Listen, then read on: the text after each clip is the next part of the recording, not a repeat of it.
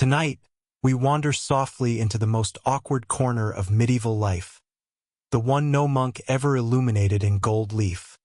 How women wiped without toilet paper. You open your eyes to the faintest sound, a rooster, uncertain whether it's dawn or still dream. The air smells of wood smoke, bread, and something else you can't quite name. A smell that says this is not modern life. You're in a medieval village, and you already know you won't make it through this day clean. Outside, the first sunlight creeps across thatched roofs and mud walls. A woman in a faded linen smock leans over a wooden bucket, pouring yesterday's water onto the dirt path. Chickens scurry out of the way, judging silently. Somewhere, someone's already baking bread, and someone else is hammering something that sounds important. But it's all background noise compared to what's coming. Because sooner or later, every villager, no matter how noble, holy, or weary, has to, You probably won't make it through this day without thinking about hygiene a little too much. But before we dive into that, or rather, before they do, take a soft breath. Settle back. If you enjoy this kind of absurdly specific historical journey into the daily inconveniences of our ancestors, gently tap that like button.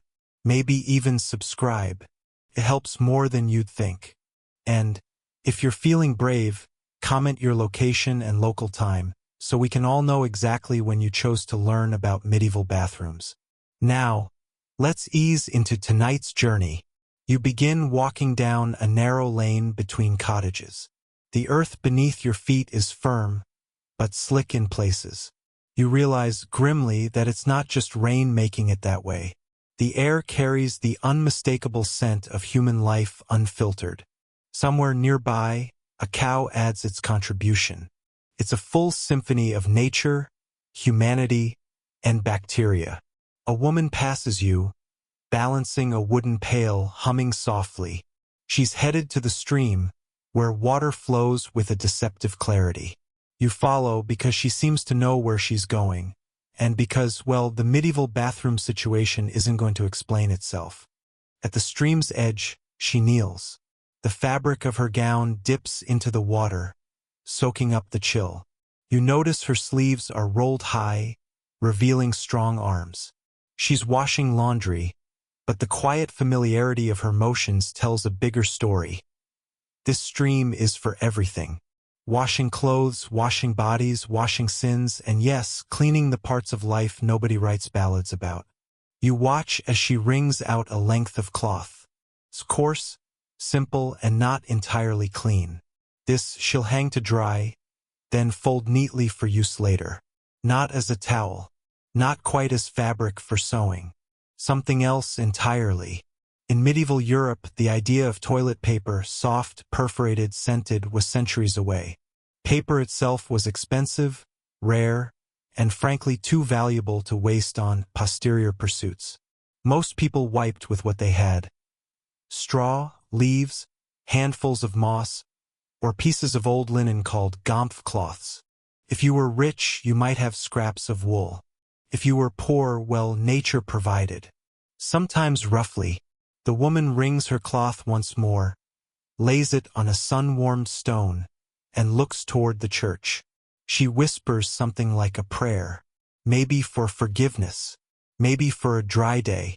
Historians still debate whether these cloths were communal or personal, but let's not dwell on that horrifying possibility. The village privy, or gong pit as it was delightfully called, stands behind a row of houses. You approach it cautiously. The door is half open, revealing a dark wooden box with a hole in the top. Beneath it, the faint sound of buzzing. A medieval fly orchestra, tuning up for the day.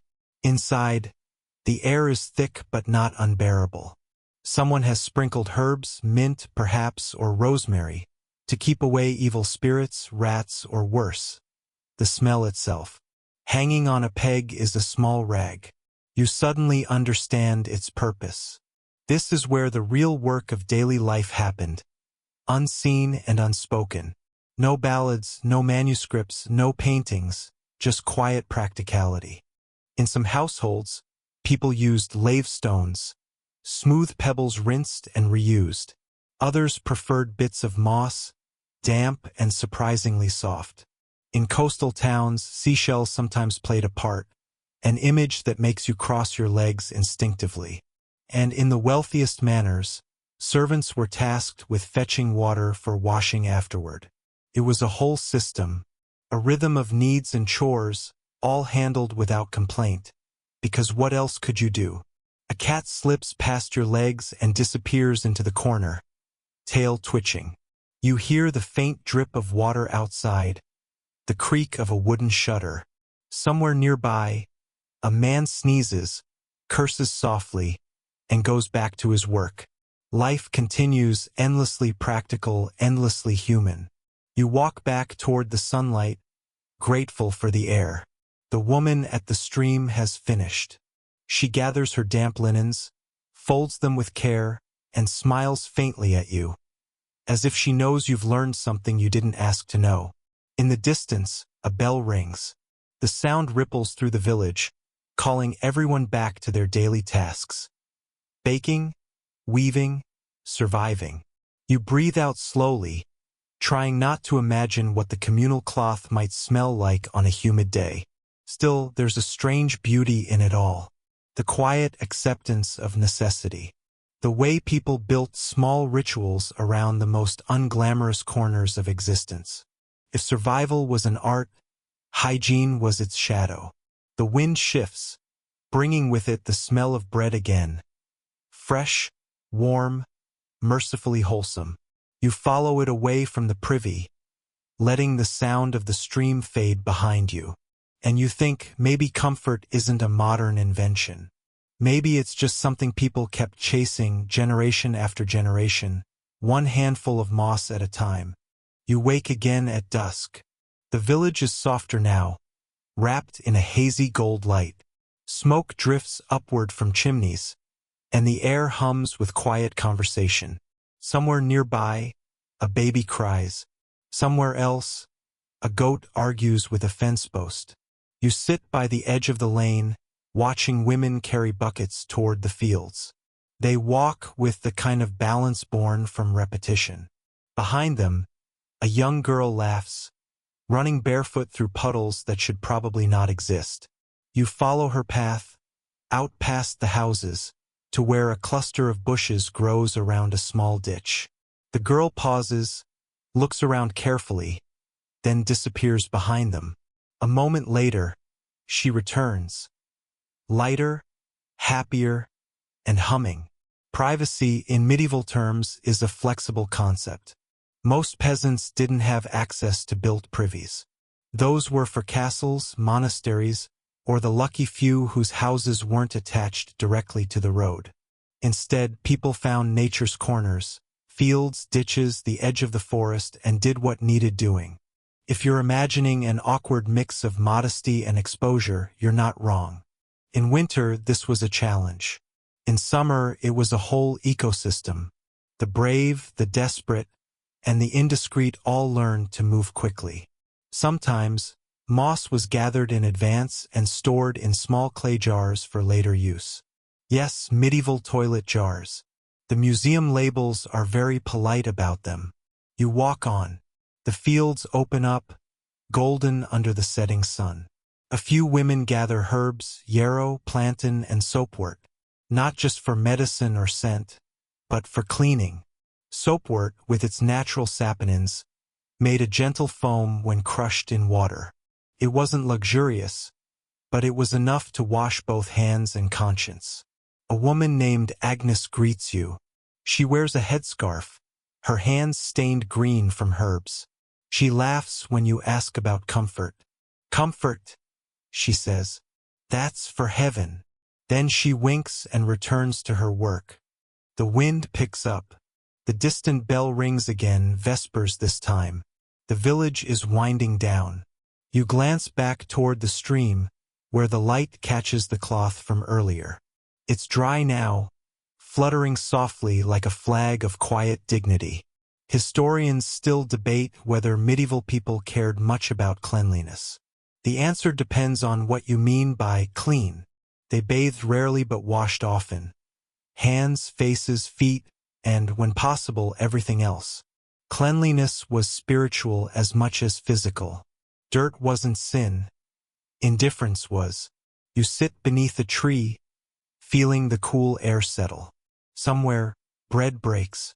Somewhere, laughter rises. And for a brief moment, the absurd question that began this journey feels entirely normal. Because this isn't really about wiping, it's about adaptation.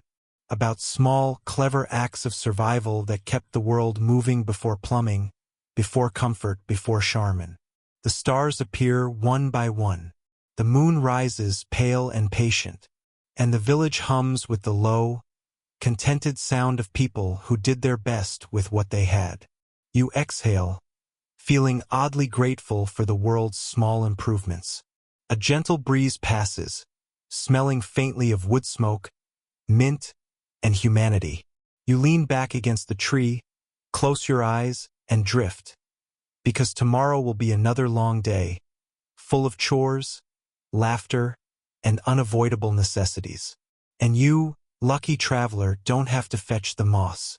You wake inside stone. Thick, cool walls rise around you, and a fire burns low in a corner. You are not in a cottage now, you're in a medieval castle, the kind that echoes when you breathe. The floor is polished by boots and time.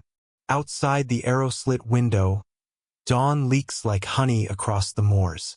The first thing you hear is water, sloshing rhythmically in a metal bucket. The second is a voice, a woman humming softly to herself, like someone trying to forget what she's doing. You glance around and see her, dressed finely, with linen sleeves embroidered just enough to whisper wealth. She's holding a brass pot, a chamber pot. The medieval aristocracy, it turns out, also had their business to attend to, just with more ceremony. Where peasants had ditches and moss, nobles had garderobes. Small stone rooms built into the castle walls, with narrow chutes that emptied directly into the moat. If you've ever looked at a romantic castle surrounded by glimmering water, well, you now know the glimmer was not entirely innocent. You follow her through a narrow corridor, past tapestries and flickering candles, to the garderobe. It's a marvel of medieval engineering. A wooden seat over a vertical shaft, cleverly angled to whisk away waste with gravity and time. Below, a faint smell rises, equal parts decay and pride. The lady sets the chamber pot down and sighs. "Better than the fields," she says to no one in particular. Then she closes the door. You politely step away. Historians still debate whether medieval nobility wiped with linen cloths or just used water. Records vary, and most chroniclers avoided specifics, for reasons you can imagine. Some accounts mention soft moss kept in little wicker baskets. Others describe servants tasked with washing the household cloths of personal use. The less said about that job, the better. Outside, a servant passes carrying herbs, sage, lavender, and sweet rushes, to scatter on the floor. This was the medieval air freshener, a humble attempt to mask centuries of human biology. It's not quite enough, but it's charmingly hopeful. You wander the hallways, where morning has fully arrived. Men in padded doublets discuss grain. A boy polishes armor he'll never wear. Somewhere deeper in the castle, a cook bangs a pan and mutters curses at the bread that refuses to rise. Life continues, noble or not, fueled by porridge and endurance. You step into the great hall, where banners hang limp in the still air. At the high table, a lord sits, spooning thick barley stew into his mouth. He looks weary but content. You notice, though, that even lords share one universal problem. When you've eaten, eventually you must uneat. No status can free you from that rhythm. A small doorway to the left catches your eye. It leads to a staircase, narrow and steep. The scent of soapwort and mint grows stronger as you climb. At the top, a thin stream of sunlight pours through a slit, illuminating a basin. Water trickles inside, clean and cold. This is the washing room, primitive but practical. A bar of ash soap rests nearby, its surface rough and gray. A piece of linen hangs drying. You can almost hear the collective sigh of relief that came with the discovery of washing water, the great equalizer. A maid enters quietly. She glances at you, then at the water. "Cold as a ghost's breath," she says, dipping her fingers. She scrubs them briskly, drying them on her apron. Her sleeves are rolled up, her hands chapped. She hums again, the same tune you heard earlier. There's something gentle in the rhythm of it all. The repetition, the care, the small dignity in ordinary acts. Even the wiping, the washing, the tending, all these tiny, private rituals stitched humanity together long before plumbing arrived to take credit. You walk out onto the castle wall. Below, the moat gleams in the morning sun, blissfully unaware of its dual purpose. The breeze smells faintly of mint and smoke, a combination you're learning to love. You lean on the stone parapet and think about the absurd miracle of being alive in a time when water flows on command. Then you hear the faint clank of a chamber pot being emptied. The miracle suddenly feels even greater. Evening again. The castle fades behind you, and you find yourself following the toll of a bell. It leads you through fields of heather and fog, toward a stone building tucked between hills, a monastery. The air here feels cleaner, the kind of clean that comes from isolation, not sanitation. You step inside, and silence greets you. Not absence of sound, but the thick, heavy quiet that hums with prayer and candlelight. A group of women in habits move gracefully between stone pillars. They glide like moonlight, measured, calm, efficient. These are nuns, and unlike nobles or peasants, their routines are carefully written, hour by hour, prayer by prayer, and, yes, bathroom break by bathroom break. You trail behind one nun, Sister Margaret, her name embroidered faintly on her sleeve. She carries a clay pitcher of water and a folded cloth.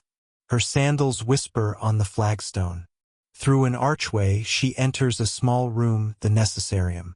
The convent's latrine is simple but well-planned. A long bench with carved holes, each separated by wooden dividers for modesty. Beneath it, a narrow channel of running water, diverted from the nearby stream. Ingenious, really, gravity and devotion working hand in hand. You stand quietly as she works. She hums under her breath, a psalm perhaps, as she pours a little water from the pitcher. The sound is gentle, soothing, almost musical. When she's done, she rinses her cloth in a bucket and leaves it to dry by the window. Then she kneels, whispers a prayer, and leaves. Historians know surprisingly much about monastic sanitation, because monks and nuns loved rules, and rules meant records. There were strict schedules for cleaning the reredorer, the latrine area, and designated days for washing the cloths. The fabrics were usually wool or linen, washed in lye or ash water. Some monasteries even employed lay sisters whose entire job was to maintain hygiene in silence. Still, the written rules never quite capture the human side.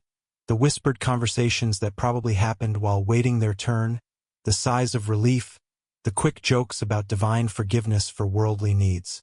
Humor, after all, has always been a form of survival. You wander through the cloister gardens. Rows of herbs line the paths, sage, thyme, mint, rose, and a few plants less recognizable. You kneel and touch a sprig of something cool and sharp-smelling. Pennyroyal, a natural cleanser and also an herb known for its more secret uses, contraception, or at least an attempt at it. Knowledge passed quietly from one woman to another, hidden in plain sight. You can almost hear their voices. Take this leaf, crush it with salt, and it will keep you clean. Use the mint when the air turns foul. Keep a cloth of linen for your body and one for your soul. The garden hums with bees and soft wind. You realize that here, hygiene isn't shame. It's part of holiness. Cleanliness as a kind of prayer. Water as grace. A novice passes by, carrying a basket of folded linens. She smiles politely, eyes downcast. Behind her, another nun scatters lavender on the ground to ward off insects. The convent smells faintly of flowers and soap, proof that even centuries ago, people cared about comfort, even if they didn't have plumbing. You sit by the fountain at the center of the courtyard. The water trickles endlessly, a sound both timeless and tender. You dip your hand into the pool. It's cold but clear. You think about how many generations found peace in such small, ordinary rituals. Washing, wiping, whispering prayers. The sky fades from gold to violet. The bell rings again, Compline. The final prayer of the day. You watch the sisters file silently into the chapel, each carrying her own small candle, each a point of light in the dim air. You realize you're smiling, because somehow this strange, humble topic, so bodily, so mundane, has revealed something almost spiritual. The link between care and dignity, between filth and faith. You breathe out slowly. The night air fills your lungs, clean and cool. Somewhere beyond the walls, the stream still flows, carrying away the day's remnants, leaving behind quiet and stars.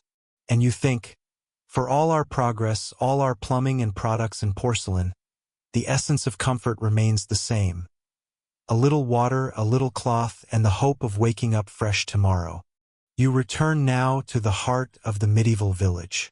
It's evening, and the air smells faintly of smoke, mud, and roasted onions. You follow a line of women carrying buckets, cloths, and wooden tubs through winding lanes that smell like damp straw and bread. They're heading to one of the rarest luxuries in a medieval town, the public bathhouse. From the outside, it looks like any timber-framed building. Crooked walls, small diamond-paned windows, a little steam curling from the roof. But inside, it's another world entirely. You push the door open, and warmth breathes out. Candles flicker in iron sconces, and the air hums with laughter, splashing, and gossip. The bathhouse is divided by low wooden partitions. Men on one side, women on the other, though everyone pretends not to notice when steam makes the barrier meaningless. A woman with her hair wrapped in a cloth waves you over. "Hot water tonight if you came early enough," she says proudly. You nod and follow her to the basin, a great round pool fed by a small stove in the corner. The water smells faintly of rosemary and lye soap, a luxury concoction made from animal fat and ash, softened with herbs. You slip your hand into the water. It's warm, soothing, slightly oily. Around you, women are scrubbing their arms, combing their hair, gossiping in half-whispers. One woman laughs so hard she nearly splashes her neighbor. It feels less like hygiene and more like community therapy. You sit on a low stool while a washerwoman wrings out a cloth. She looks up and says, "Some people say bathing too much makes you weak." Then she grins. "But I think dirt makes you weaker." It's true, the medieval relationship with bathing was complicated. In some places it was encouraged, in others viewed as vanity or temptation. But when the bathhouses were open, people went. After all, hot water and human company were hard to resist, even for the pious. One major historical fact: bathhouses in medieval England often doubled as places for medical treatment, and, occasionally, moral mischief. Some even offered meals, music, and massages. Stew houses, they were called, because you literally stewed in them. Authorities tried to close them during plague years, claiming they spread sin and disease in equal measure. Historians still debate whether those closures were about hygiene or control. As you watch, a young girl enters carrying a bundle of dried plants. She scatters them into the pool, chamomile, sage, and a bit of thyme. The water turns fragrant, the scent mingling with laughter and candlelight. This is hygiene and healing rolled into one. You glance around at the women's faces, glowing with warmth and steam. They talk of marriages, harvests, and strange dreams. Someone mentions the moon, how it governs not just tides but tempers. Someone else giggles about a knight who slipped on soap last week. The conversation ebbs and flows like the water itself.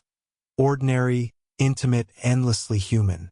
You realize, in this humid, joyful space, that the act of keeping clean has always been about more than removing dirt. It's about connection, about belonging. As you rise to leave, an older woman pats your arm. "Next time," she says, "bring oats. They make the skin soft." You nod solemnly, as though she's just shared sacred knowledge. Outside, the air feels sharp and cool. Steam drifts from your hair. You walk through the village, every sense alive. The sky glows faintly with the last touch of sun, and you can smell the faint sweetness of malt from the nearby brewery. The same barley you heard so much about earlier now scents the night. You think to yourself, clean skin, warm heart, good gossip. It's not a bad formula for happiness. Morning again. The fields are damp, glistening with dew. You walk the old Roman road that slices through England like a scar from another age. You're traveling now, alongside a merchant leading a mule piled high with fabrics, spices, and soap. Yes, soap. He tells you proudly that his wares include Castile soap from the south, made of olive oil and lye, finer than anything brewed in these parts. You raise an eyebrow because in medieval England, olive oil is about as common as spaceships. But he grins. The rich will buy anything if you tell them it's foreign. The road stretches on, bordered by heather and thistle. Occasionally you spot a wooden shack, a roadside privy of sorts. Most travelers, however, are less formal. You find a hedge, the merchant says with a shrug. Face the wind. Thank the Lord. It's not glamorous, but it's honest. You soon realize that medieval travel was not for the delicate. Inns were scarce, and when found, their facilities were usually just a hole and a bucket. The rich carried their own chamber pots. The rest carried hope and strong legs. You stop at a small village in the Golden Ram. The sign says, though the only gold around is the color of the ale. The innkeeper greets you cheerfully and points to the back, where a wooden seat over a pit waits, surrounded by straw and buzzing flies. You hesitate. He shrugs. Better than nothing, eh? This is the medieval road trip experience. Long stretches of walking punctuated by brief moments of questionable comfort. But there's charm here, too. The smell of brewing beer, the chatter of other travelers, the warmth of a shared meal. You sit by the hearth that night, listening to the merchant spin tales. He talks of London, of tiled floors and perfumed rooms, of nobles who pay fortunes for soap that smells like roses. You laugh softly, because you know what the countryside really smells like. A young boy enters, sweeping the floor with a bundle of herbs. To keep away the bad air, he explains. He's right, in a way, miasma theory ruled the medieval world. People believed foul smells caused disease, so they fought odor like an invisible enemy. Vinegar, herbs, and fire were their weapons. It didn't work medically, but it made life more bearable. One obscure cultural tidbit. Some travelers carried small silver or wooden pomanders, little spheres filled with aromatic herbs or vinegar-soaked sponges, which they held to their noses when passing through bad-smelling towns. They were the medieval version of pocket air fresheners. Outside, rain begins to fall, drumming softly on the roof. The innkeeper places a mug in your hand. Hot ale, he says. Warms the belly. Helps digestion, too. You're not sure whether he means before or after the privy. You lean back, half listening to the fire, half listening to your thoughts. The flicker of light on the merchant's face makes him look timeless. One of countless travelers who came before and after, all bound by the same routines of eating, sleeping, and, well, uneating. Historians still debate whether medieval travelers cared much about privacy. Some say they were used to the open, communal nature of life, Others insist modesty was prized even on the road. The truth, as always, is probably somewhere in the middle, behind a bush, under the moonlight, quietly hoping no one walks by. As the fire dims, you hear the creak of floorboards, the snore of the merchant, the drip of rain outside. You smile, because even in a world of mud, toil, and questionable hygiene, there's something profoundly comforting about knowing that everyone, kings, nuns, merchants, and you, are equal in one simple, unavoidable way. You close your eyes. The warmth of the hearth seeps into your bones. The world outside hums quietly, endlessly alive, endlessly human. And tomorrow the road and its humble privies will wait again. You wake in a room that smells faintly of mint, earth, and something burning in a clay pot. Morning sunlight filters through a tattered curtain, and you find yourself in the home of an herbalist, one of those semi-respected, semi-feared women who knew more about plants than priests would ever approve. She's stirring something in a cauldron, humming under her breath. Her hands are stained green from leaves. When she sees you, she doesn't smile. She just gestures toward a stool by the fire. "You're early," she says, as if you had an appointment. Around you, bundles of herbs hang from the rafters: rosemary, sage, wormwood, lavender. On the table lies a collection of strange tools: wooden spoons, mortar and pestle, clay pots sealed with wax. You spot a jar labeled "for the humors," and another that simply says, "Don't drink." You ask her what she's making. She shrugs. "A cleansing wash, for the ladies of the manor. They think it's magic." She leans closer and whispers conspiratorially, "It's mostly vinegar and thyme." Her work is part science, part survival. In a world without plumbing, soap factories, or pharmacies, women like her kept communities alive. Midwives, healers, and yes, hygiene consultants. She shows you a basin of cloudy water, its surface shimmering with oil. "They wash with this," she says. "Keeps away bad smells and worse spirits." One major historical fact: medieval herbalists often doubled as early scientists, keeping meticulous notes on the properties of herbs and oils. Recipes for cleansing tonics and washes appear in manuscripts like the Leech Book of Bald, 9th century, and later in the Tequinum Sanitatis. These texts describe everything from facial cleansers to, yes, intimate hygiene solutions, long before the age of soap commercials. The herbalist moves to a shelf and hands you a dried bundle. "This," she says, "is Bedtime. Cures everything." She pauses. "Or nothing.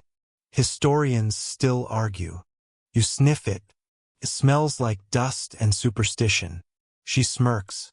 "Don't look so skeptical. People believe what comforts them." Outside her window, you see the village stirring. A woman fetches water from the well.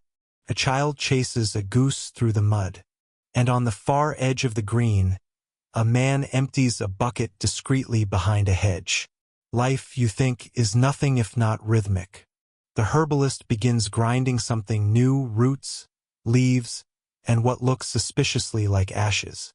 "This one's for washing linen cloths," she explains. "You burn lye, add tallow, stir for a day. Smells terrible, works like a charm." You watch the thick mixture bubble and spit, releasing a smoky, bitter scent. It's not pleasant, but it's purposeful. The smell of knowledge in motion. She pours the soap mixture into a wooden mold and wipes her hands. "There," she says. "Enough to keep a dozen women clean for a month. Until they come back saying they need more. They always need more." You sit quietly as she returns to her cauldron. In the corner, a black cat stretches, yawns, and flicks its tail at the fire. The herbalist glances at you. "Cleanliness," she says softly, "isn't vanity. It's hope." Then she goes back to stirring, her voice fading into the rhythm of the crackling fire. You step outside into the sunlight. The village smells of earth and herbs and human life. Pungent, but somehow reassuring. You take a deep breath, and for a moment you understand. Survival was an art, and even wiping was part of the masterpiece. You don't know how you got here, but now you're standing in a room filled with gold, velvet, and nervous servants. Welcome to court, where hygiene, like everything else, has an audience. You hear the rustle of fine fabric and the faint clink of jewelry. A nobleman passes, perfumed so heavily that the air practically vibrates. Behind him, a servant scurries with a silver pot and a linen cloth. The nobles of the Middle Ages may not have bathed often, but they made up for it with ceremony. You walk past tapestries depicting battles and saints, but your guide, a chatty court servant named Thomas, waves them away. "Ah, forget all that," he says. "The real power is in who gets to hold the groom of the stool." You blink. He grins. "Yes, that stool." Here's the major historical fact. In Tudor England, there was a prestigious position in the royal household known as the groom of the stool. This person, always a nobleman, was responsible for attending the king during his private business. His duties included preparing the royal chamber pot, helping with clothing, and recording what His Majesty produced, for medical reasons, allegedly. It sounds humiliating, but it was actually one of the most influential jobs in the kingdom. The groom was the king's most trusted confidant. After all, few men could say they'd seen their monarch in his least guarded moments. "Imagine," Thomas says, shaking his head, "getting promoted for being efficient. You pass a door guarded by 2 solemn attendants. Inside, you glimpse a velvet-cushioned chair with a lid, the royal commode. It gleams in the candlelight like a throne within a throne. The absurdity is magnificent. Nearby, a maid polishes brass pots filled with rosewater. For scent, she explains, wrinkling her nose. The court had a fondness for covering reality with perfume. Rose, ambergris, civet, even crushed herbs stuffed into pockets and sleeves. One obscure tidbit. Queen Elizabeth I was said to own a portable closet stool, lined with silk and fitted with a removable bowl. She also had her own recipe for scented gloves to disguise unpleasant odors, the height of courtly multitasking. Historians still debate, Thomas whispers, whether the groom of the stool kept secrets or started scandals. "I think both. The longer you stay, the clearer it becomes, the more powerful the person, the more layers of ritual they built around their humanity. Where peasants wiped with moss, royalty wiped with myth. You wander into the gardens, where fountains trickle gently among marble statues. Courtiers stroll, pretending not to notice the stench wafting faintly from the moat. The roses smell divine. The moat smells less so. A court musician plucks a lute nearby, singing a love ballad about purity and devotion. You almost laugh. Purity, you think, was always more poetic than practical. You sit on a stone bench under an arbor. The air is thick with perfume and vanity. A servant passes carrying a basin of water laced with lavender. He bows slightly, careful not to spill. You can't help but wonder how the same species that invented velvet toilet seats could still believe bathing might make you sick. Humans, you think, are beautifully, hilariously inconsistent. The sun dips low, painting the marble in soft gold. The sound of a distant harp fades into the hum of evening insects. You lean back and close your eyes, because here, in this court of powdered faces and perfumed secrets, one truth shines through the pomp. No matter how gilded the throne, every kingdom still needs its chamber pot. You wake to the sound of chickens and the faint, steady slosh of water in a wooden bucket. The air smells like wet hay, smoke, and a faint undercurrent of something less definable life, perhaps at its most unfiltered. You are back among the peasants, and the day has begun whether you like it or not. You open your eyes to a ceiling of rough-hewn beams, low enough that you could swat a cobweb without standing up. A draft sneaks through the thatch, tickling your nose. Somewhere, a child sneezes, a rooster crows, and a pig grunts discontentedly. All part of the local orchestra. A woman moves around the room, barefoot, her skirts damp at the hem from fetching water. Her name is Agnes, and she's been up since before dawn. You watch as she pours a small amount of water into a wooden bowl, adds a handful of ashes, and stirs. "For washing," she murmurs, glancing at you. Soap in this world is a luxury. For most people, the daily cleanse involves ashes and water, maybe a dash of vinegar if they're feeling fancy. Agnes dips a cloth into the mixture and wipes her face briskly. You do the same and immediately regret it. The ashes scratch like sand. But there's a kind of honesty to it, the roughness, the simplicity, the faint scent of smoke that clings to everything. On the table sits a basket of moss, a stack of cloth scraps, and a few stalks of barley straw. You eye them curiously. Agnes follows your gaze and smiles faintly. "For wiping," she says. "We keep the soft moss for the little ones." There's your major historical fact. Many medieval English peasants used natural materials like moss, straw, or linen scraps for cleaning themselves after using a privy or field trench.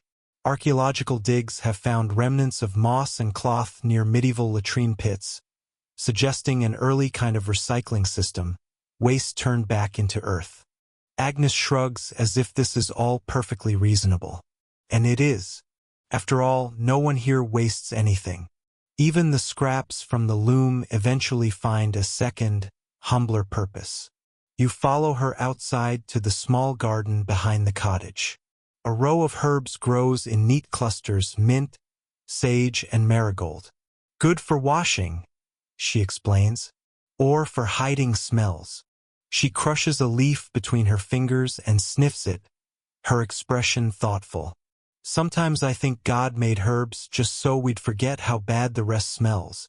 You almost laugh, but she's serious. She gestures toward a wooden structure at the edge of the field. A privy. It's little more than a box with a hole, built above a pit and surrounded by tall weeds. "The boys dug it last spring," she says proudly. When you open the door, you're greeted by the faint hum of flies and the faintly judgmental stare of a carved saint nailed above the doorframe. It's an oddly pious touch. "One mustn't forget one's soul," Agnes remarks drily, and you realize she's teasing you. The privy isn't pleasant, but it's practical.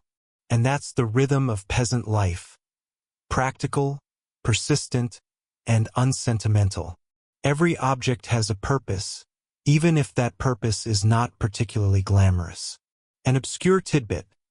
Some monasteries issued rules about how monks should use the latrines, including which hand to use for wiping and how to wash afterward.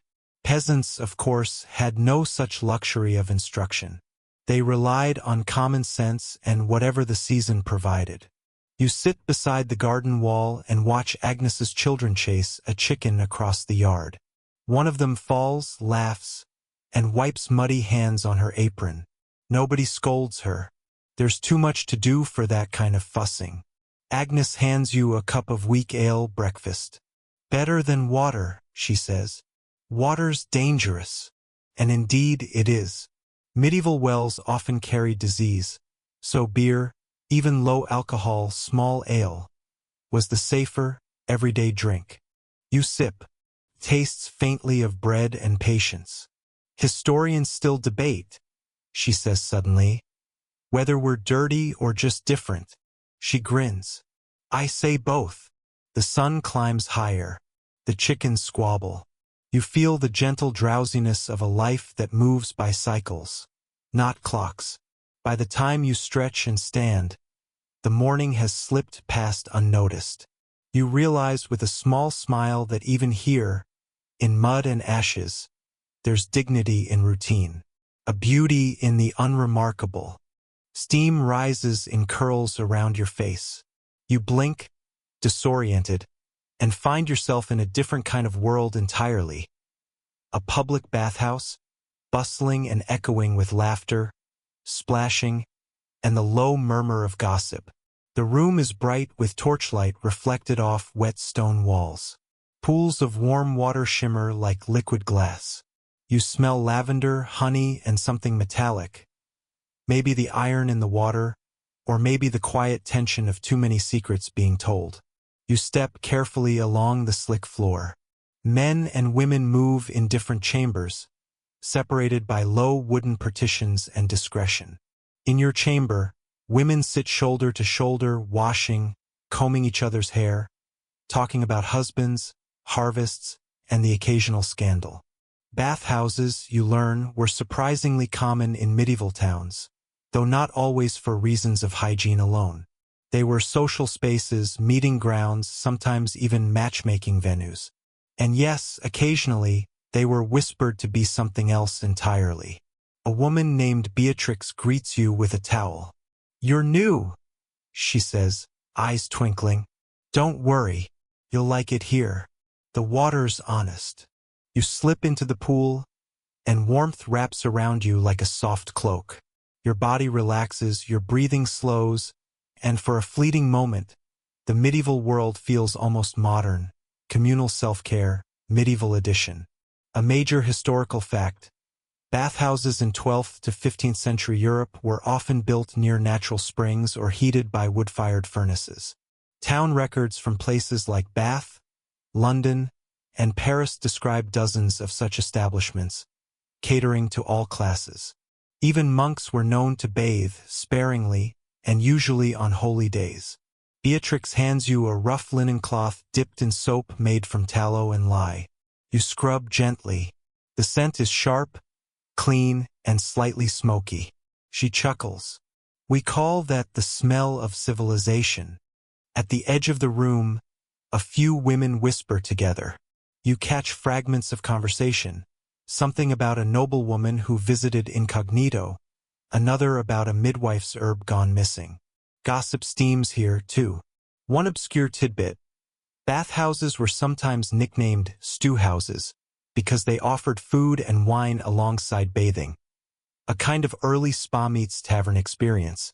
The term stew later became slang for less reputable establishments, though it started quite innocently. Beatrix lowers her voice. "They say the bishop banned us from washing on Sundays," she says. "Too much temptation." She smirks. "He's not wrong. The baker comes here on Fridays. Everyone knows." You laugh softly. Steam fogs the air, softening edges, blurring faces into ghosts of light and motion. For a moment, the past feels strangely tender, human, flawed, fragrant with soap and sin and sincerity. Historians still debate whether bathhouses declined because of morality or disease. Beatrix adds, wringing her hair, "I think it's both. But mostly we just got tired of pretending dirt was holy." The sound of laughter ripples across the pool. Someone splashes, someone sighs. The torches crackle softly in their brackets. You lean back against the warm stone, close your eyes, and listen. The voices fade into a single soft hum. The sound of a civilization, briefly, washing its face before diving back into history. And as the steam curls around you, you realize that every era has its rituals of cleanliness, and its excuses for ignoring them. You wake to the sound of leaves whispering. The smell is green and wild. Rain-soaked earth, rotting bark, and the faint sweetness of pine. You are in a forest now, deep enough that the sound of the outside world has dissolved entirely. You walk slowly, feet brushing damp moss, the air cool against your skin. Birds chatter above, and somewhere in the distance, a brook chuckles softly, amused by something ancient. This isn't any forest. It's a royal one, part of a hunting preserve belonging to the queen herself. Or so says the man in green who passes you, bow slung casually across his back. He nods but doesn't stop. He has the purposeful gait of someone who knows every tree by name. You continue until you reach a clearing, where two women sit by a stream, rinsing linen in icy water. Their hands move quickly, wringing, folding, rinsing again. One hums a tune, a lullaby perhaps, though the words are lost to time. The older one glances up. "The moss here," she says, "is the softest you'll ever find." You crouch beside her, running your fingers over a patch of it. Springy, fresh, impossibly clean-smelling. "The queen herself sent for this once," she adds, lowering her voice. "Said it was finer than silk." A pause, then a knowing look. "Not for sewing." You realize what she means and can't help smiling. There's your obscure tidbit. Moss was not only a cleaning material for peasants. Even royalty occasionally preferred it to cloth. Some records hint that soft, absorbent moss, collected from forest glades, was prized for its texture and scent, used discreetly for hygiene during travel or menstruation. The younger woman giggles. "We keep it in baskets, dry it by the fire. Best thing God ever made." She wrings her cloth and adds, "Better than straw. Straw scratches." You sit with them a while. The brook gurgles softly, and you watch sunlight flicker on the surface of the water. For a moment, the forest feels almost holy. Not the grand holiness of cathedrals, but the quiet sanctity of survival. A bird drops a feather into the stream. It spins lazily past. You think of all the invisible lives carried by such small acts, washing, scrubbing, collecting moss. The rituals of women whose names were never written down, whose comforts were self-made. One of the women speaks again. "They say the queen once bathed in rosewater and wine," she murmurs. "But in winter, even she had to make do with what grew underfoot." You imagine it. The most powerful woman in England, kneeling in the woods, her servants gathering moss in silence. The scene feels more human than royal, a small, earthy equality that history rarely admits. The older woman shakes out a piece of cloth. "Historians still debate," she says idly, "whether moss was ever taxed." She grins. "If it was, we'd have gone to war over it." You laugh quietly. The forest laughs too, in rustles and sighs. When you finally stand, your feet damp, you feel lighter, as if you've learned something more profound than the use of moss. You've learned the language of women who made comfort out of nothing, grace out of necessity. And as you walk back through the trees, you catch yourself thinking, maybe the forest has always been the best kind of luxury, soft, silent, endlessly giving. You follow the sound of running water until it grows into a chorus. Not just the river's murmur, but voices. Women's voices, rising and falling in rhythm, singing a tune that feels older than speech itself. You emerge at the riverbank. It's a lively scene. Skirts hitched up, sleeves rolled, laughter carried on the breeze. Wooden paddles thump against wet fabric. Soap bubbles drift like tiny spirits. This is laundry day, and you've stumbled into one of the oldest communal acts of cleanliness in history. You watch as a woman named Joan dips a linen shift into the current, scrubs it with a stone, and beats it rhythmically against a flat rock. Each motion is almost dance-like. "It's the only time we get to talk," she says without looking up, "so we make it last." Another woman joins in, "And sing loud enough for the men to think we're working." Everyone laughs. There's your major historical fact. In medieval and early modern Europe, communal washing was as much social as practical. Rivers and public washhouses were gathering spaces, where women shared news, recipes, prayers, and sometimes resistance. Chroniclers mention that gossip spread faster by the riverside than at court. A little further down the bank, an older washerwoman wrings out a tunic and hums softly. "Some days," she says, "I think the dirt's less stubborn than people." The water sparkles. The air smells faintly of lavender, from the herbs they crush into their soap to mask the smell of tallow. A small bundle of rosemary floats downstream, like a tiny green boat on a secret mission. You kneel beside them, and Joan offers you a bar of pale gray soap. "Made it myself," she says proudly. "Boiled down fat and lye. Burns your hands a bit, but it gets everything clean." The women nod knowingly. Clean is relative here. Clean is whatever makes life feel possible again. Your obscure tidbit. In parts of medieval France and England, laundry songs had specific rhythms for different fabrics: linen, wool, hemp. The beats weren't just for fun. They helped coordinate group scrubbing, like a proto-washing machine with melody. Some songs survive only as fragments, half-remembered lullabies that once echoed by rivers now long dry. Joan looks at you curiously. You're quiet, thinking. You nod. "About the songs." She smiles. "They're just noise to pass the time. But maybe that's all prayer is, too." The line hangs in the air like mist. You watch the river pull at the edges of the fabric, tugging threads loose, carrying them toward the sea. The strangely moving, this endless cycle of washing, wearing, washing again. The rhythm of existence. Historians still debate, Joan adds after a pause, whether we worked or just pretended to. She grins. Either way, we got things clean. The afternoon sun glows low over the water. The singing fades into murmurs. Someone rings out the last sheet, and the group begins to drift homeward, leaving ripples in their wake. You linger a little longer, tracing circles in the river with your finger. The water is cold, clear, alive. It feels like memory, something that never holds its shape but never really leaves. And as you walk away, you hear one last voice behind you, humming the same tune, softer now, almost like a lullaby meant just for you. You smile. History, you realize, isn't written in ink or stone. Sometimes it's sung into the air and lost, except for those who still listen.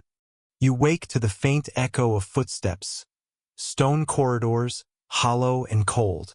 You're no longer in the fields or forest. You're inside a castle now. The air smells faintly of beeswax, smoke, and, well, something less poetic. You follow the sound to a narrow hallway, lit by torchlight flickering against rough walls. At the end of it stands a small wooden door with a simple latch. A servant passes you carrying a jug of water and a look of mild suffering. Welcome to the medieval castle privy, where power and plumbing met only briefly before parting ways again. You step inside cautiously. It's smaller than expected, a chamber barely wider than a wardrobe, with a stone bench built over an opening that drops directly to the moat below. There's a thin draft of wind from somewhere you'd rather not identify. You sit, not literally, of course, but in sympathy, and imagine what it must have been like for a noblewoman in layers of brocade and linen, crouched in the cold, hoping not to fall through history's least glamorous invention. Here's your major historical fact. Castle privies, or garderobes, were indeed set into walls with vertical shafts that emptied into the moat or cesspit below. The term garderobe literally means to guard the robes, because garments were often hung in the privy room. The ammonia rising from below was thought to kill fleas. Practical? Yes. Fragrant? Absolutely not. You touch the stone wall beside you, damp, slick with age. A small window lets in a thin slice of light and even thinner air. You can almost hear the sighs of centuries of uncomfortable nobility. Your obscure tidbit. Some garderobes had padded toilet seats, lined with wool or leather, sometimes embroidered. Archaeologists have found remnants suggesting that comfort was, even then, a class issue. One surviving record mentions Queen Isabella requesting her seat, stuffed with goose down and covered in soft blue cloth. The wind hums faintly through the shaft. Historians still debate. You murmur to yourself, whether the drafts were intentional ventilation or punishment. You can imagine both. You look out the window. Below, the moat glimmers in the weak sunlight, filled with lily pads, a few ducks, and a suspicious lack of clarity. You imagine the poor fish who called this home, accidental victims of royal digestion. The strangely humbling, this place. Power doesn't protect from nature's call. Even queens must squat, peasants must clean, and somewhere, someone is always holding their breath. You step back into the corridor, grateful for the air, and find yourself smiling. Somehow, knowing that history's most powerful people shared the same universal discomfort makes the past feel less distant and oddly comforting. The corridor leads you to a chamber warm with firelight. Heavy tapestries hang from the walls, and the scent of lavender fills the air. You're in a lady's private chamber, her solar, the closest thing to privacy a medieval woman might have. The sunlight catches on the polished brass of a mirror and a chest at the foot of the bed. The chest is old, carved with vines and tiny birds. You lift the lid. Inside lies a world of softness. Folded linen, neatly stacked cloths, little bundles of herbs tied with thread. You can almost feel the care in how they've been arranged, like quiet acts of devotion. A diary, bound in faded leather, rests atop the stack. You open it. The handwriting is delicate, looping, the kind that makes you slow down just to read. January, the 5th year of our Lord. The cold bites through the stone walls. I send for my washerwoman tomorrow. The moss is damp and unfit. You blink. There it is again, moss. The forest's quiet gift. You flip through more pages. Notes about garments, meals, prayers. But between the lines, small, practical confessions. Rose petals boiled in milk bring comfort. The new servant hides the lye soap for fear of the smell. My husband thinks the privy drafts are punishment for sin. It's like reading a whisper. Here's your major historical fact. Medieval and early modern noblewomen often kept household books, diaries that recorded domestic details. These books contained recipes for food, medicines, cleaning, and yes, personal care. Some of our best insights into private medieval hygiene come from such texts. You take out a small linen bundle tied with ribbon. Inside is a collection of delicate cloth squares, neatly hemmed. Soft, durable, and clean, the personal hygiene equivalent of a treasure. Your obscure tidbit. Certain noblewomen's diaries mention moon cloths, reusable linen pads soaked in wine or vinegar to disinfect, then dried by the fire. They were washed carefully and sometimes perfumed with lavender or clove. Archaeological traces of these have even been found in castle latrines. The diary continues. Historians still debate, if any such historians care, why the church frowns on our keeping these things. Yet even Eve, I think, must have known her own remedies. You can't help smiling. The humor feels timeless. You run your fingers over the soft weave of the linen, over the pressed herbs laid between layers. A faint echo of women caring for themselves quietly, efficiently, without ever being remembered. The fire crackles gently. A piece of lavender stem pops and releases its fragrance into the air. You breathe it in, and for a moment the centuries dissolve. The lady herself might return at any time. You can almost hear the faint sound of footsteps outside, a servant laughing softly. You close the chest carefully and sit by the fire. You think about how history often hides in the smallest acts, in folded linen, in whispered remedies, in the careful way someone saves comfort for the next cold day. The flames flicker, the room glows golden, and you feel drowsy just watching it. A gentle thought crosses your mind.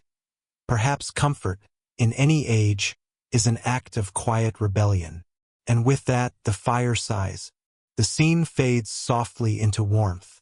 You wake to the muffled sounds of splashing water and soft laughter. The air is thick with steam and the faint smell of rosemary. Someone's singing, not well, but confidently. You open your eyes to find yourself standing at the edge of a medieval bathhouse, a place both scandalous and utterly mundane. You look around. It's not what you might have imagined. There's no marble grandeur here, no Roman luxury, just wooden tubs, benches, and the busy chatter of townsfolk. A baker you recognize from the market soaks next to a monk pretending not to enjoy himself. Everyone's modestly wrapped in linen shifts, though modesty is clearly a flexible term. A young woman spots you, grins, and gestures toward an empty tub. "You'll want to get in before the water cools," she says. "And don't worry, we're clean. Mostly." You smile and sit nearby, taking in the scene. Steam curls lazily upward, fogging the small windows. The water shimmers in candlelight. Soap floats like pale clouds on the surface. Someone drops a bundle of herbs into a pot, mint, sage, and marjoram, and the air turns sweet and sharp. Your major historical fact: despite popular myth, people in medieval Europe did bathe. Public bathhouses were common in towns across the continent, especially from the 12th to the 15th centuries. Men and women sometimes bathed together, though rules and reputations varied wildly depending on the century and the city. You glance at a woman scrubbing her arms with a rough cloth. "It's for health," she says firmly, as if she's been asked to justify it before. "Not pleasure." The monk coughs in agreement, though his rosy cheeks suggest otherwise. Nearby, an attendant stirs a pot of heated water. "We mix wine in sometimes," she tells you proudly. "Keeps the skin soft." You're not sure whether she means drinking it or bathing in it, but both seem plausible. Your obscure tidbit: in parts of early Renaissance Germany, bath attendants offered fragrant rinses made from beer and herbs. It was believed that barley and hops had purifying qualities, though, ironically, this may have been true only because the alcohol killed bacteria. So yes, you could literally bathe in beer for health and holiness. A man across the room sneezes, startling a flock of pigeons on the rafters. Historians still debate, someone mutters, whether the bathhouses closed because of plague or because of gossip. Both probably. You close your eyes for a moment. The warmth seeps into your bones. The murmurs around you fade into one long, sleepy hum, the sound of life being briefly, gently cleaned. You open them again and notice an old woman sitting in the corner, braiding her hair with thin strips of linen. She hums softly to herself. "You keep clean for yourself," she says when she catches your gaze. "Not for them." You nod. The air grows heavier, quieter. Someone hums a lullaby in a language you don't quite know. The sound echoes softly in the wooden rafters, like the memory of comfort.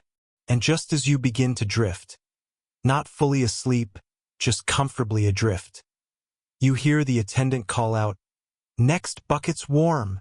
You smile, knowing you'll never get in. The warmth you found here isn't in the water. It's in the people, and their easy, practical joy. You step outside, steam following you into the night, and the cold air hits your face like a benediction. The stars above the bathhouse shimmer faintly, as if exhaling too. You find yourself on a dirt road now, your boots coated in dust, your cloak damp with morning dew. The sun hasn't risen fully. It hovers shy and gold above the horizon. Around you, the world hums with the small noises of travel. A cart creaking, a donkey braying, a pilgrim sneezing into eternity. You're walking with a group of travelers.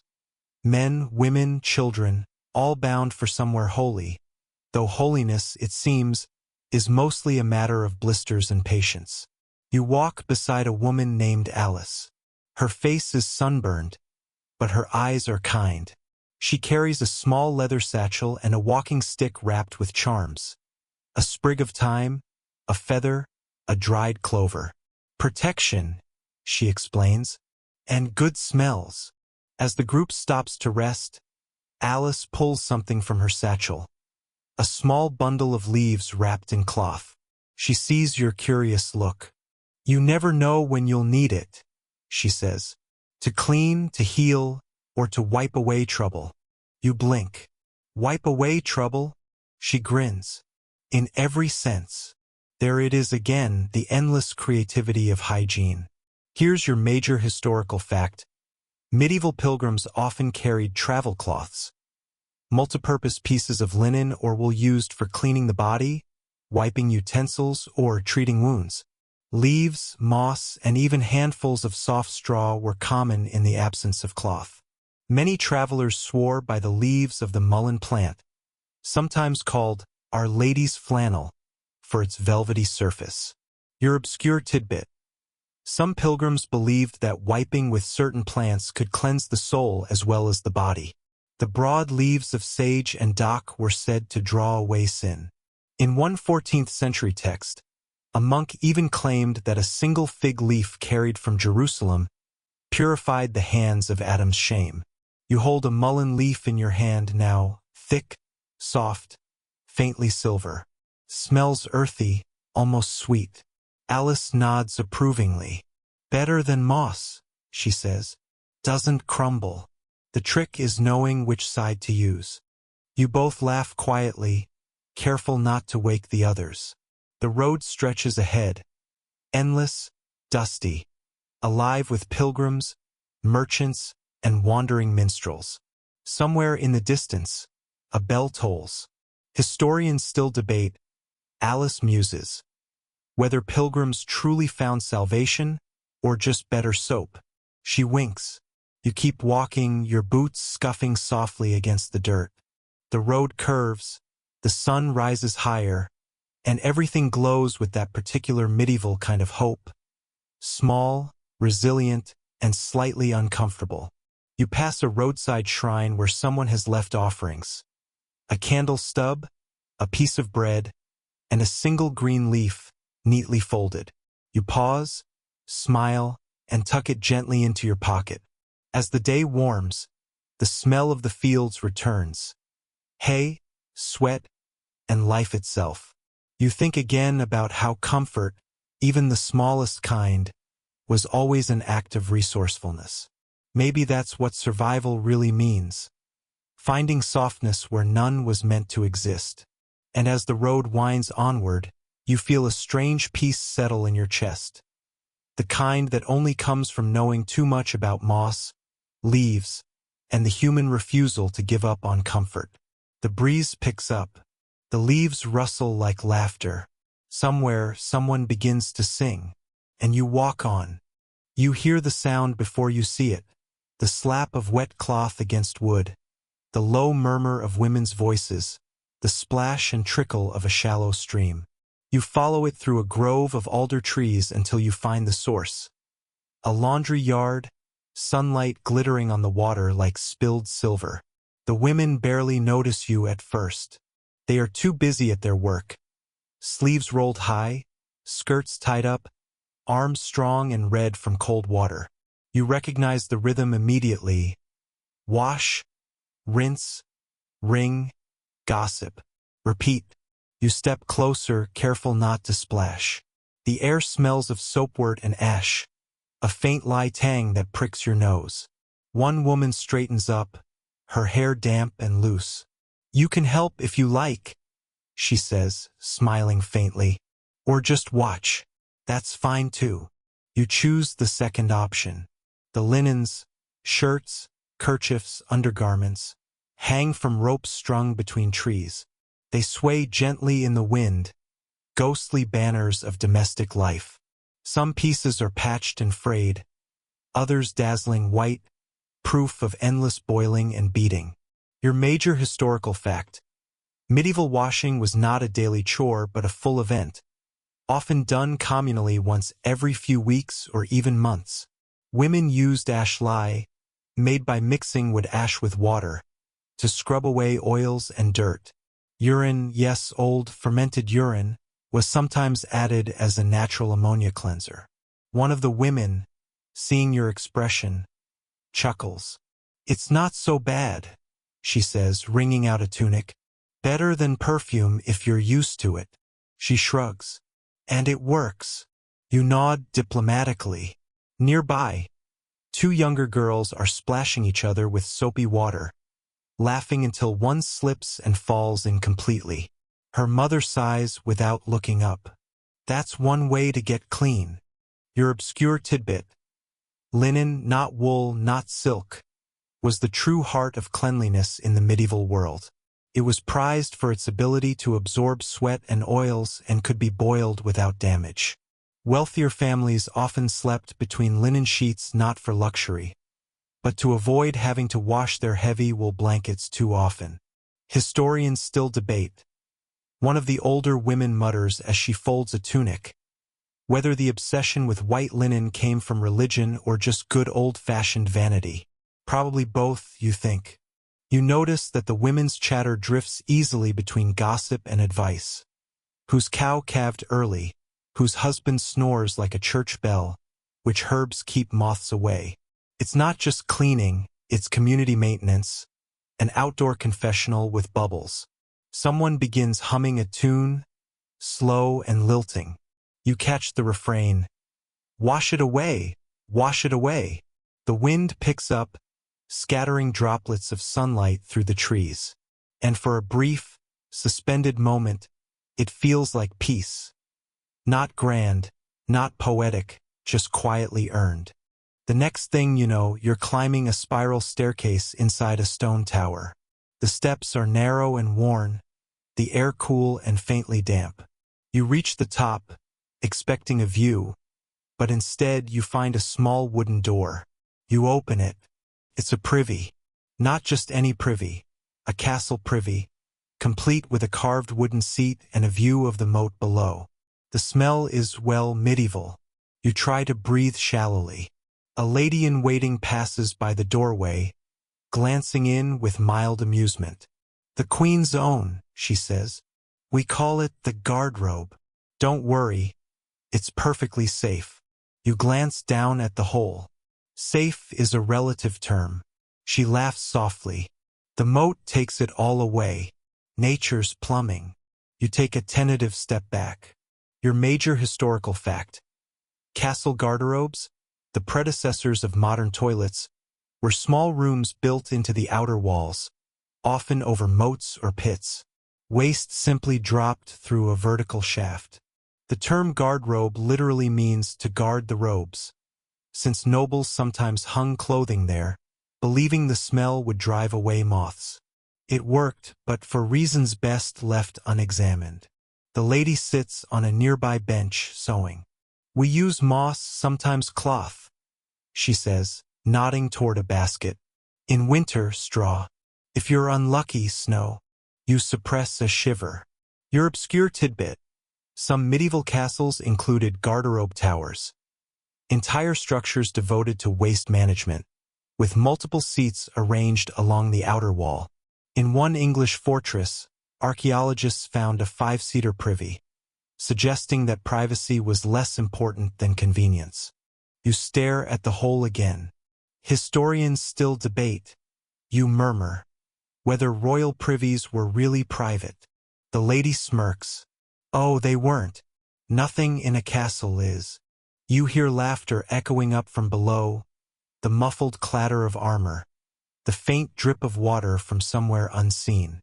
Life in stone walls, it seems, is never silent. A guard appears at the stairwell. "My lady," he says, bowing. "The Queen requests her mirror." She gathers her sewing and stands. "She's in her chamber, not the garderobe this time," she says dryly. Then, glancing at you, she adds, "You'd be surprised how many mistakes new attendants make." You chuckle softly. When she leaves, you peek once more into the narrow shaft that plunges into darkness. Somewhere far below, you hear the faint, lazy ripple of the moat. And somehow, despite the absurdity of it, you find yourself marveling. Even here, in towers of stone, among silks and tapestries, nature had the final say. Comfort, like dignity, was always a performance. You step away, closing the little door gently. The cool draft fades, replaced by the faint scent of rosemary from the hall. You breathe out slowly, smiling to yourself. It seems that no matter where you go, from peasant's hut to royal castle, everyone, in the end, faces the same quiet question. And then what? You laugh softly, the sound echoing down the stairwell like a secret between centuries. You walk out of the castle and into the village again, where smoke curls lazily from a dozen crooked chimneys. The air smells faintly of peat and bread, and something else, sharp and green, like crushed herbs. You follow the scent down a winding path until you find her, the herbalist. She sits outside a small timber hut, a basket of plants at her feet and a cat asleep on her lap. Her fingers move with practiced grace, sorting bundles of dried leaves, stems, and flowers into neat piles. Each one has its own purpose, its own story. "Come closer," she says without looking up. "You look like someone in need of something soothing." You step closer. The cat opens one eye, decides you're not worth the effort, and goes back to sleep. Her baskets are full of earthy wonders: lavender, sage, mugwort, rosemary, and something that looks suspiciously like nettles. "It's not for eating," she says, catching your glance. "Well, not most of it." You ask what she does with them all, and she smiles faintly. "Oh, all sorts of things. Potions, poultices, perfumes, and privy powders." You raise an eyebrow. "Yes, even that," she says, amused. "The world smells better because of women like me. Or at least, it smells less worse." Your major historical fact: medieval people used aromatic herbs like lavender, thyme, and rosemary not just for cooking or medicine, but to mask odors in homes and privies. Some even stuffed dried herbs into linen pouches or spread them under rushes on the floor. She hands you a bundle wrapped in linen. "Here, a mixture of mint and yarrow. Good for keeping the air sweet, or for stuffing in your sleeves, if you prefer to smell like a garden instead of a barn." You thank her politely. "Historians still debate," she says, plucking a sprig of sage, "whether the habit of strewing herbs was more about superstition or sanitation. Personally, I think it was survival." Your obscure tidbit: in some places, especially in monastic communities, dried herbs were mixed into strewing powders that were sprinkled under beds or on floors. It was believed that walking on these aromatic layers helped cleanse both body and spirit. The herbalist nods toward the forest beyond the village. "There's your real apothecary," she says. "The woods. It tells you everything you need, if you listen long enough." You look out at the trees. They sway slowly in the afternoon breeze, the sound like distant whispering. The cat stirs again, stretches, and pads lazily into the hut. The herbalist follows, humming to herself. You linger for a moment longer, surrounded by the fragrance of 1,000 green secrets. And for a fleeting second, you understand something the modern world has mostly forgotten. Survival once smelled like sage and nettles, not disinfectant.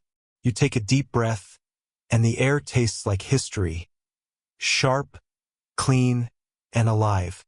By the next morning, you find yourself by the stream again, the same one where the women washed their linens.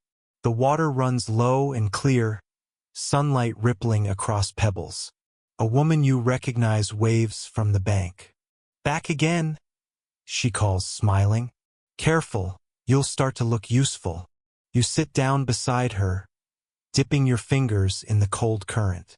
It's soothing, numbing, and strangely grounding, as though the water remembers more than the people do. She's scrubbing a child's tunic on a flat stone, humming a tune that seems older than language. "We do this every week now," she says. "The Lord Steward says it keeps sickness away." Maybe it does. Or maybe he just likes to see us busy. You grin. Probably both. Your major historical fact: cleanliness was tied as much to social order as to health. Lords and clergy often encouraged washing not out of compassion, but control. Clean peasants looked obedient, Dirty ones, rebellious. The woman laughs softly. You know, when it rains hard, the privy floods, and all this water smells like the moat. But it still shines, doesn't it? Still runs clear again the next day.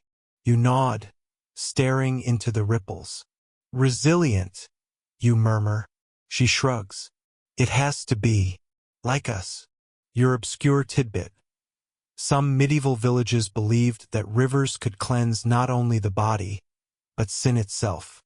In parts of England and France, washing days were chosen according to lunar phases, aligning labor with celestial cycles.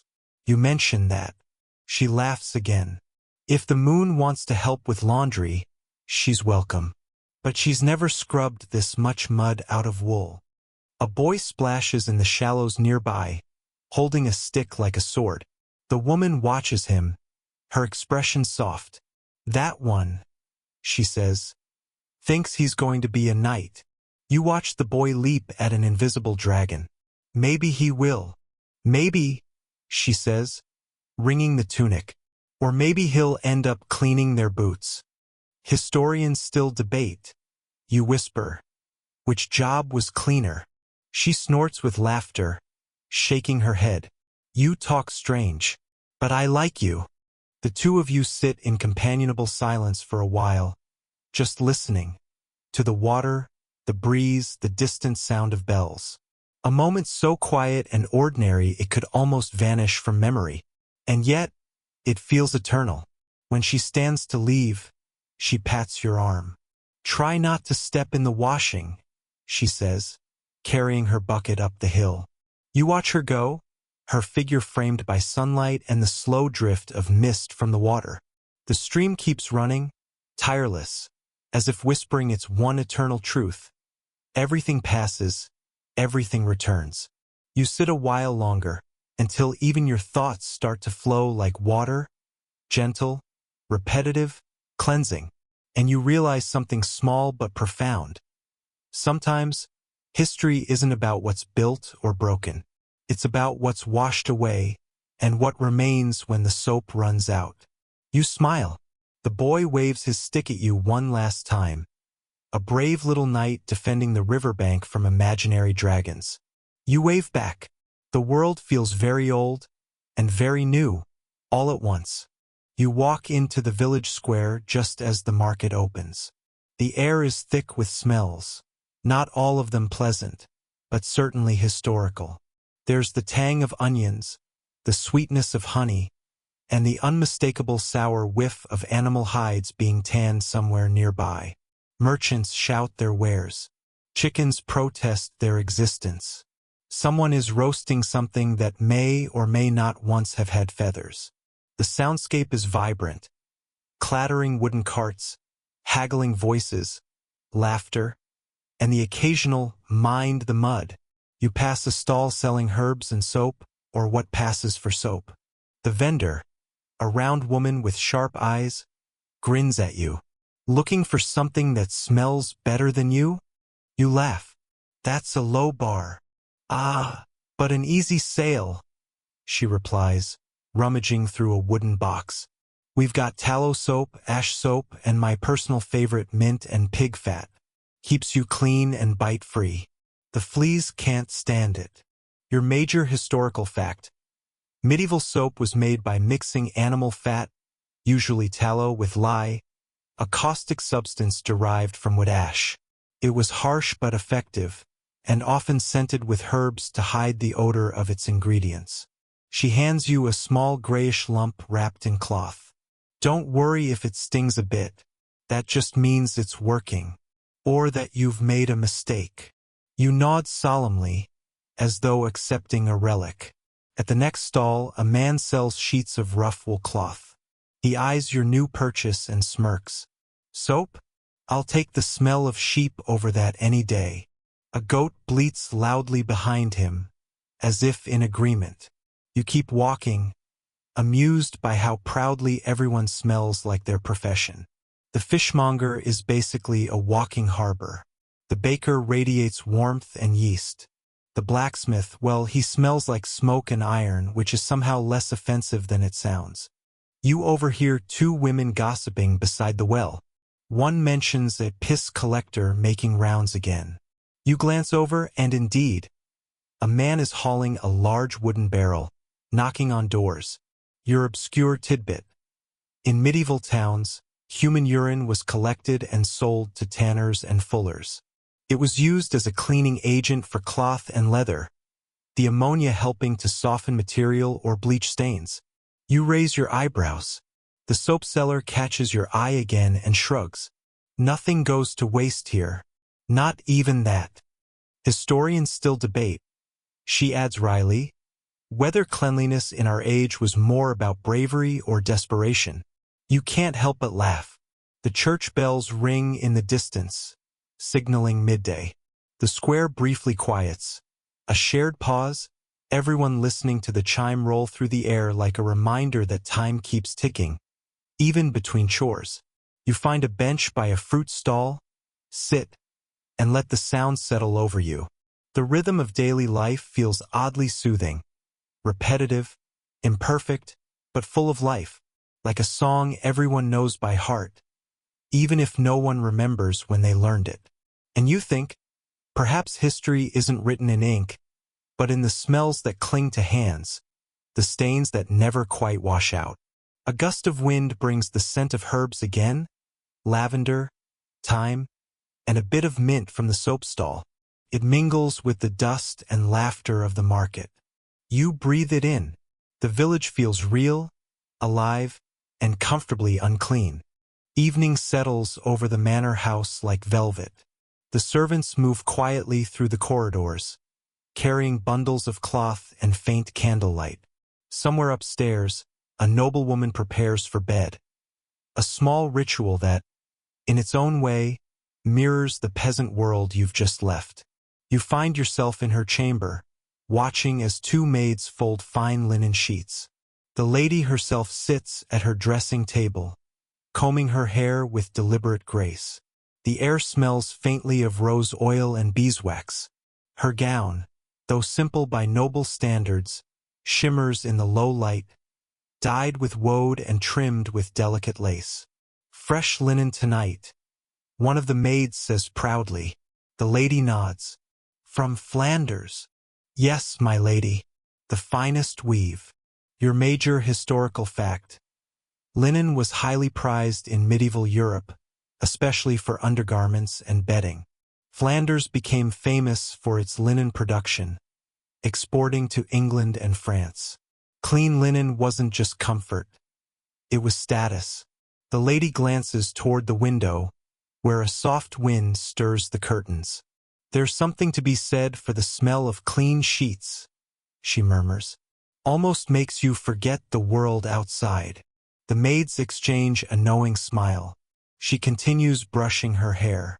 Do you know, she says, my grandmother swore by washing her linens every fortnight, said it kept the soul light and the fleas confused. They all laugh softly. You notice a small wooden chest near the bed. When opened, it reveals folded squares of cloth, carefully embroidered. These, the maid explains, are her ladyship's personal cloths. You realize she means hygiene cloths, the noble equivalent of what peasants might call rag pieces. Your obscure tidbit. Wealthy women often had access to soft linen squares or reusable cloths for intimate care. They were washed separately and perfumed, a luxury unimaginable to most commoners. The lady picks one up, inspecting the fine stitching. A pity, she says, that these will never be written about in the chronicles. Historians still debate. You think quietly, whether modesty or embarrassment erased such details from record. The candle flickers, casting long shadows on the walls. Outside, you hear faint laughter from the courtyard. The stable hands finishing their evening chores. The lady sets down her comb and stretches. That will do for tonight, she says, rising. The maids curtsy, then retreat silently, leaving her alone in the gentle hush of flickering light and linen. You watch her blow out the candle. The room falls into twilight, lit only by the faint glow from the window. The linen rustles softly as she lies down, a sound so light, so human, that it cuts through centuries. For a moment, you feel as though you've stepped into her dreams. Pale linen, rosewater, and the faint whisper of wind through stone. And as your own thoughts start to drift, you can't help but smile at the quiet symmetry of it all. The lady in her perfumed sheets, the washerwoman by her stream, both chasing the same fleeting comfort. A moment of cleanliness in a world forever covered in dust. You follow the dusty road south, past hedgerows heavy with late summer berries, until the towers of a small abbey rise before you. Bells toll gently across the valley, not for prayer this time, but for supper. Pilgrims drift in from all directions, their cloaks faded, their sandals worn smooth by hundreds of miles of penance and poor decisions. You blend among them, drawn by the promise of bread, shelter, and, let's be honest, a decent place to relieve yourself. The abbey gate opens, and a kindly-faced monk waves the travelers through. Welcome, weary ones. May your souls be cleansed, and, should you need it, your hands as well. You follow him into the cloister garden, where the evening light turns everything gold. Pilgrims wash their feet in a stone basin. Others sit by a long wooden bench, their bags at their feet, whispering prayers between bites of barley bread. The monk notices you looking toward the side building. Ah, he says with a knowing smile. You seek the necessarium. You nod, sheepishly. He leads you along a short stone corridor that opens into a surprisingly elegant chamber. Arched ceilings, clean water flowing beneath a row of wooden seats. The smell of herbs drifts faintly from a small bundle hanging on the wall. Your major historical fact: monasteries in medieval Europe had some of the most advanced sanitation systems of their time. Latrines, called necessaria, were often connected to running water channels that carried waste away, a rare luxury in an age of chamber pots.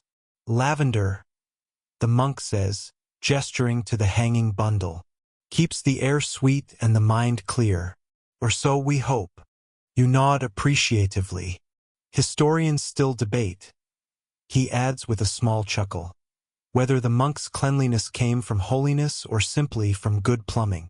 As you sit, the sound of running water becomes almost hypnotic. You realize how rare such comfort must have been, a place where function and peace could coexist. The stone walls hum faintly with echoes of prayer, birdsong, and flowing streams. You emerge refreshed, both bodily and spiritually lighter.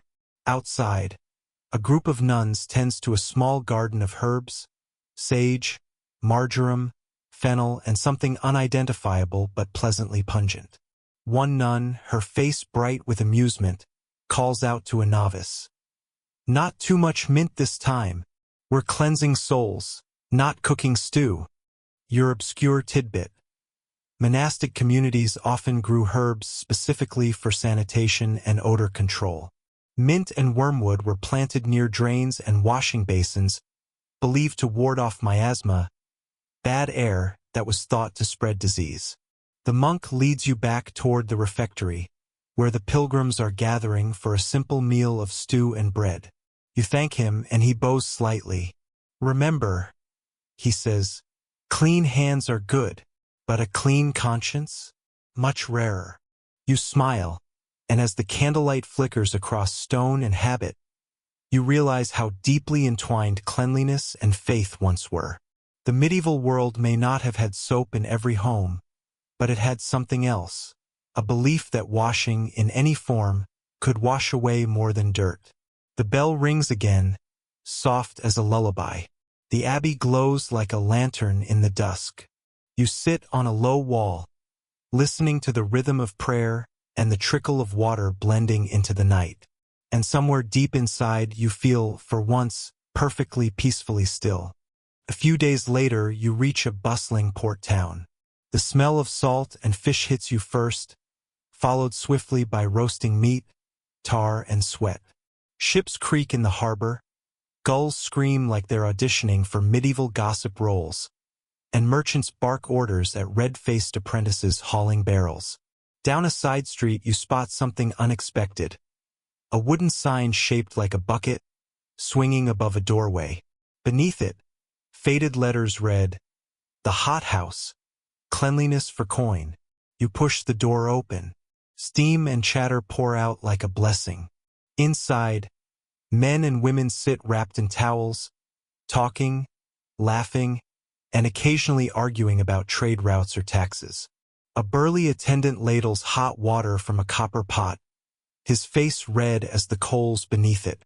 "Welcome, traveler," he says, handing you a small wooden token. "First soak's free if you buy soap. Second's not." You grin. That seems fair. Your major historical fact. By the late Middle Ages, public bathhouses, often called stews, appeared across Europe. They were social hubs, offering hot baths, meals, and even massages. In England and Germany, bathhouses were common among merchants and travelers who could afford a few pennies for comfort. You sink into a large wooden tub filled with steaming water. It smells faintly of rosemary and wood ash. For a moment, the centuries of dirt and toil feel like they're lifting right off your skin. Across from you, two merchants argue good-naturedly about the price of grain. One claims barley's up again. The other blames French taxes. You close your eyes, half listening, half dreaming. Then a woman enters, elegant but confident, clearly irregular. She greets the room like a queen addressing her council. "Any news from Bruges?" she asks. Someone mutters something about wool tariffs. She waves her hand dismissively. "No, I mean real news. Gossip counts too." The room laughs. Your obscure tidbit. Bathhouses were often places where rumors spread faster than soap bubbles. Merchants shared trade secrets, lovers met discreetly, and sometimes even doctors prescribed bathing as medicine. You reach for a bar of soap, hard, gray, gritty. It smells faintly of bay leaves. The attendant nods approvingly. "Imported from Castile. Finest in Europe. Costs more than some shoes." Historians still debate, he adds, whether bathhouses were more about hygiene or hierarchy. You lean back thinking about that. In a world where most people could barely afford a wooden bucket, to sit in a tub of warm, scented water must have felt like touching paradise. Steam curls through the air. Candlelight shimmers on wet stone. Someone hums an old tune, soft, nostalgic, oddly comforting. For a fleeting moment, you forget the noise of the docks, the smell of fish, the cold of travel. All that exists is warmth, laughter, and the faint rhythm of dripping water. The merchant who'd been arguing earlier sighs contentedly. "If only the king taxed comfort less and war more," he mutters. You smile. He'd never survive the rebellion of the clean. The room erupts in sleepy laughter. When you finally step outside, night has fallen. The sea breeze feels cool on your skin, and you realize you're walking lighter, almost glowing in the moonlight. Somewhere nearby, another sign creaks, and in advertising warm beds, cold ale, and no fleas, recently. You make a mental note. The world feels simple for once. Just clean skin, soft air, and the slow echo of footsteps through a cobbled street.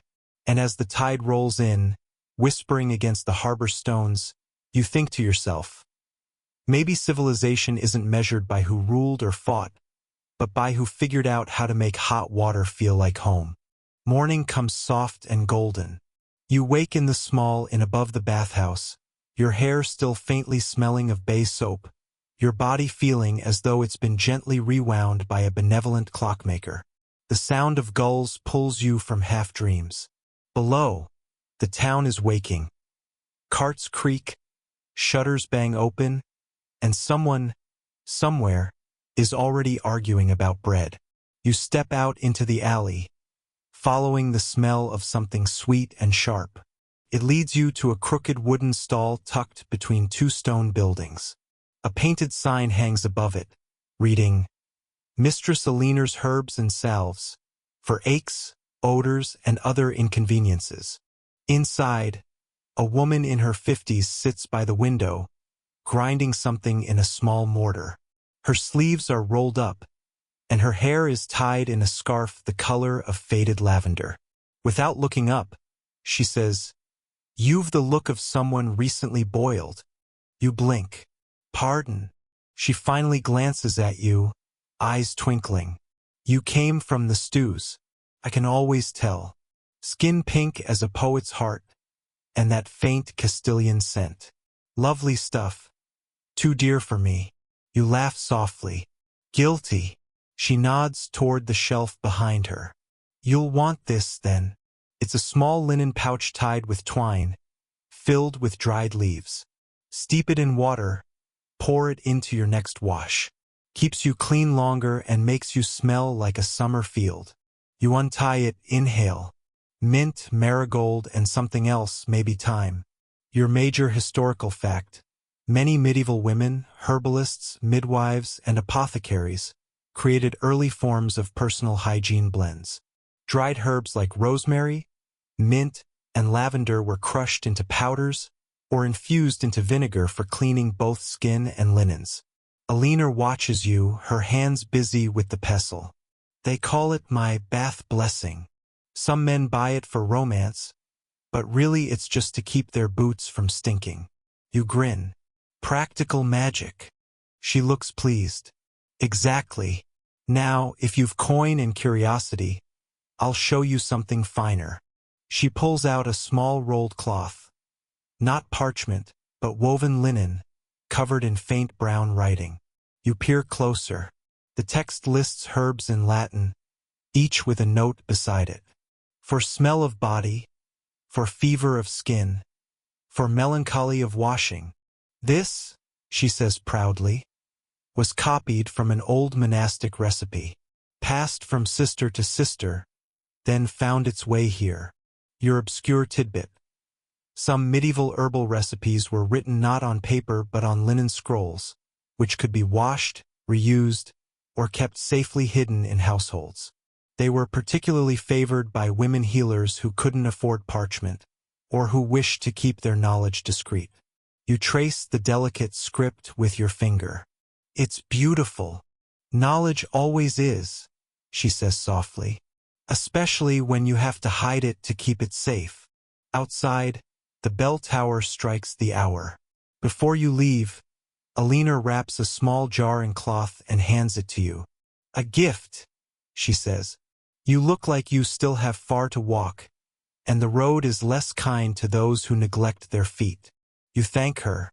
She waves you off with mock sternness. "And if you meet a scholar, tell him Aliner of the South Dock knows better cures than any dusty manuscript."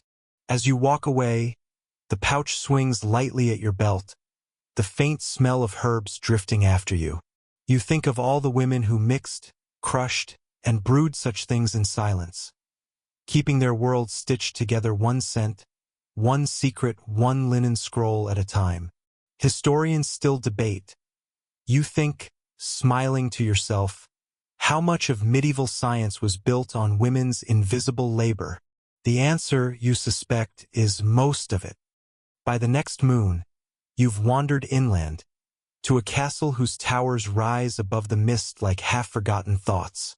Trumpets blare faintly from the gatehouse. Inside, servants hurry, banners ripple, and the scent of roast pheasant floats somewhere just out of reach. You're ushered, for reasons unclear, into a side corridor where the walls are hung with tapestries.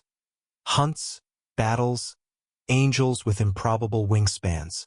And in the middle of all this pageantry, you spot something less majestic. A small, discreet door marked only by a carved lily. You found, at last, the privy of the nobles. A page boy in livery steps aside, bowing awkwardly. "This way, traveler." His lordship is generous in hospitality. The chamber itself is surprisingly comfortable. Cushioned seat, embroidered curtains, even a jug of rosewater on a carved stand. You resist the urge to laugh. The throne has never felt so literal. Your major historical fact.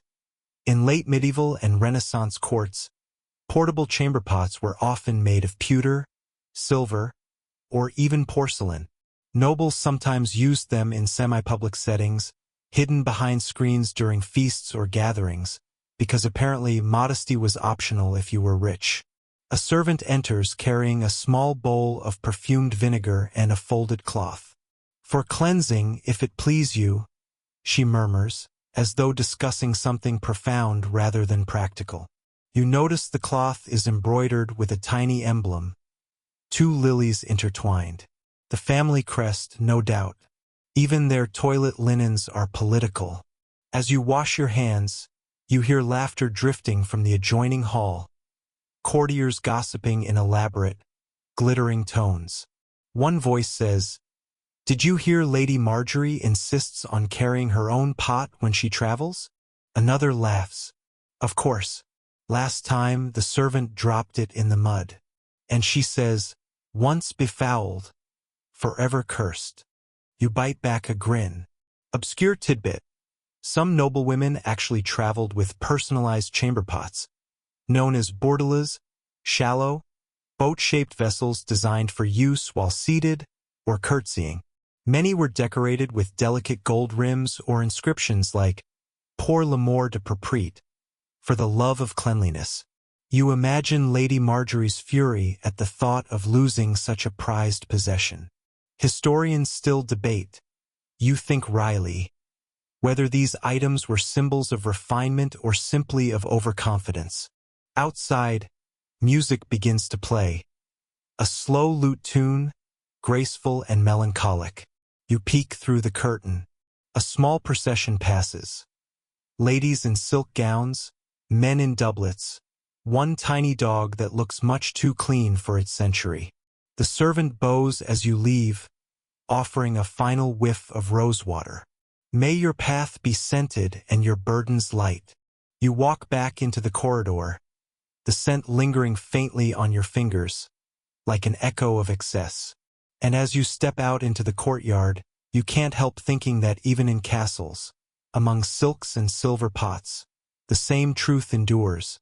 Cleanliness is less about luxury, more about ritual.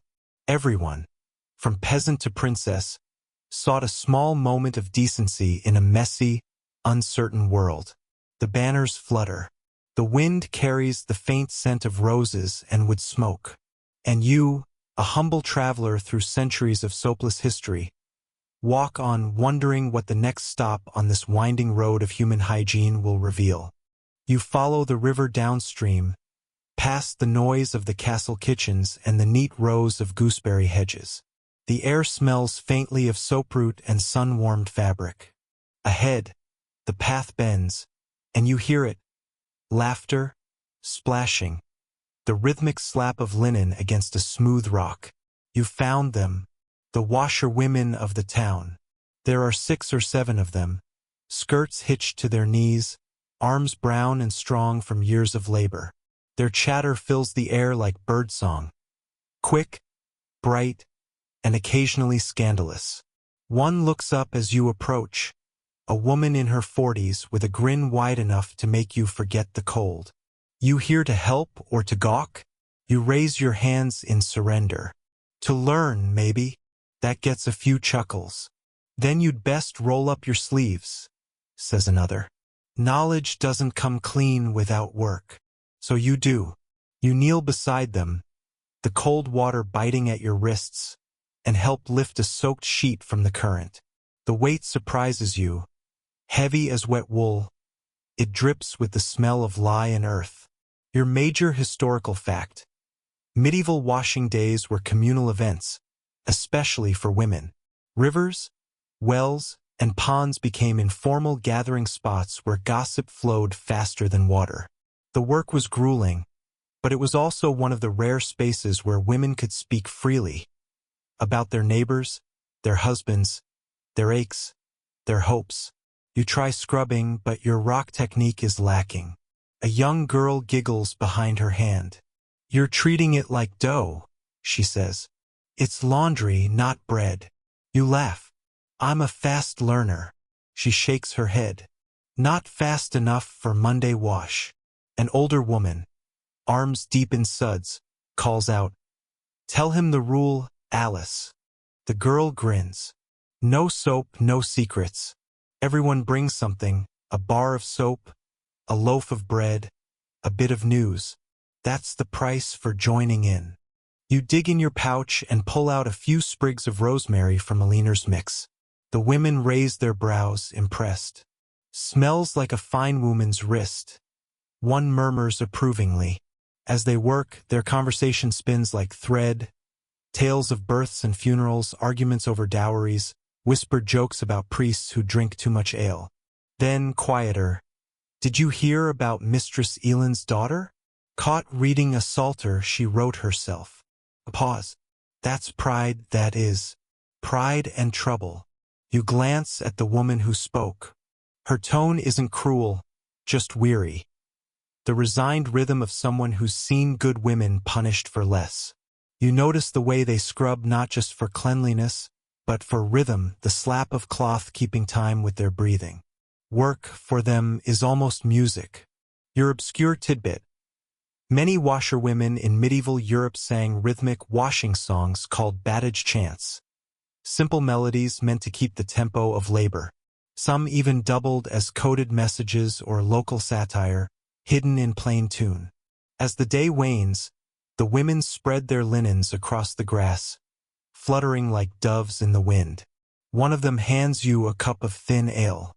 You did well enough for a scholar, she says. If your arms ache tomorrow, just remember, the river always wins. You nod, rubbing your sore hands. And the gossip? She smiles. That too. As you walk away, the sound of their voices fades into the rush of the current. The sun dips low, glinting on the surface of the river.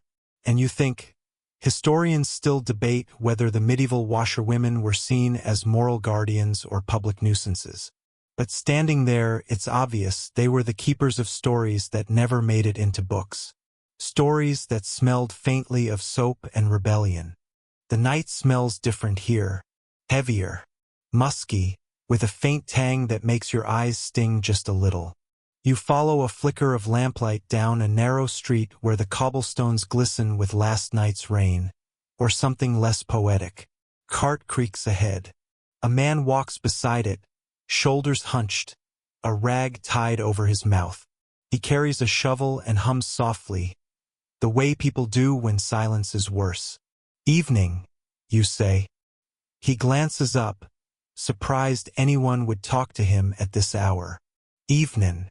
Best step aside, roads slick tonight. You do. And as the cart rolls past, you realize what's inside. Barrels. Dozens of them. Sealed with wax, though the smell seeps through anyway. You've met the night soil collector, one of the most important and least appreciated workers in medieval cities. His job, to clean out privies, cesspits, and public latrines after dark, hauling the waste beyond the walls to be sold as fertilizer. Yes, sold. Your major historical fact: human waste was a valuable resource in pre-industrial economies. Farmers bought it from cities to enrich their fields, pure gold for the soil. As one London record puts it, some collectors even made modest fortunes, though never enough to wash off the stigma. You walk beside him as he works, pausing at a small wooden hatch behind a bakery. He opens it, mutters something like a prayer, and starts scooping. You get used to it, he says conversationally. First few nights, you think you'll die from the smell. Then one day you're eating supper and realize you can't smell a thing no more. That's when you know you're a professional. You nod, uncertainly. He grins behind his rag. Don't look like that. I smelt worse. Once cleaned out a brewer's privy. Frothy as ale, that one. You cough. That's impressive? He shrugs. Someone's gotta do it. Besides, I get free bread from the baker. Payment in crust and coin. He gestures toward the cart. They say dirt's beneath us. But I tell you, dirt's what keeps us alive. Your obscure tidbit. In some towns, night soil collectors had unofficial territories, and would even fight over the right to empty certain streets or inns. These rivalries sometimes escalated into full-on shovel duels. You imagine the dueling cries, "En garde! For sanitation!" As dawn begins to tint the sky pink, the man stops at a field outside the walls. There, he opens a barrel and pours its contents into a trench, humming a soft, almost reverent tune. You realize this is the final stage of the great medieval cycle. From table to field, from grain to bread, and back again. Nothing wasted. Everything reused, whether pleasant or not. Historians still debate. You muse quietly. Whether medieval sanitation was a sign of clever adaptation or sheer necessity. He hears you and laughs. Why not both? He wipes his hands on his tunic and looks toward the rising sun. You eat, you live, you rot. We all end up in the same cart eventually. And though you'd rather not picture it, you find the sentiment oddly poetic. As you walk back toward the town, the smell clings to you faintly, like a reminder that even the most unglamorous parts of history hold the same strange dignity. Somewhere in the distance, church bells ring. The baker opens his shutters. A woman draws water from the well. And beneath all that ordinary life, unseen and unthanked, the night soil men keep the world turning. Theirs is a quiet, necessary legacy, and one best appreciated from a respectful distance. You wake to the smell of lavender and starch. Sunlight filters through thin shutters, painting stripes across a wooden chest in the corner of a narrow chamber. This isn't a peasant's hut. The bed has sheets, real linen sheets, and the faint scent of rose oil hangs in the air like someone tried to make the morning smell less human. You've somehow wandered into the private world of a noblewoman. She's not awake yet. You can hear her maid, soft-footed and efficient, laying out fresh clothes near the hearth. A linen shift, a wool kirtle, a finely embroidered smock. You catch the faint sound of humming, tuneless and tired. Best get her lordship's combs warm, the maid mutters to herself. Else she'll shriek like a banshee. You suppress a smile. As she works, she opens the small carved chest at the foot of the bed. The lady's toilet box, or as some called it, the secret drawer. Inside lie combs, pins, perfumes, small bundles of herbs tied with ribbon, and what appears to be a very delicate cloth roll. Curiosity gets the better of you. Inside the roll are personal cloths, soft, finely woven, clean and folded. The medieval equivalent of toilet paper, reserved for the highborn who could afford linen to wipe with instead of moss, straw, or wool. There it is, your major historical fact. Wealthy medieval women often used linen or woolen cloths for personal hygiene, which were washed and reused. Archaeologists have even found such cloth remnants in castle waste pits, neatly hemmed and, somewhat miraculously, monogrammed. The maid catches you looking. "Don't touch those," she says. "She's particular." You raise your hands. "I wouldn't dream of it."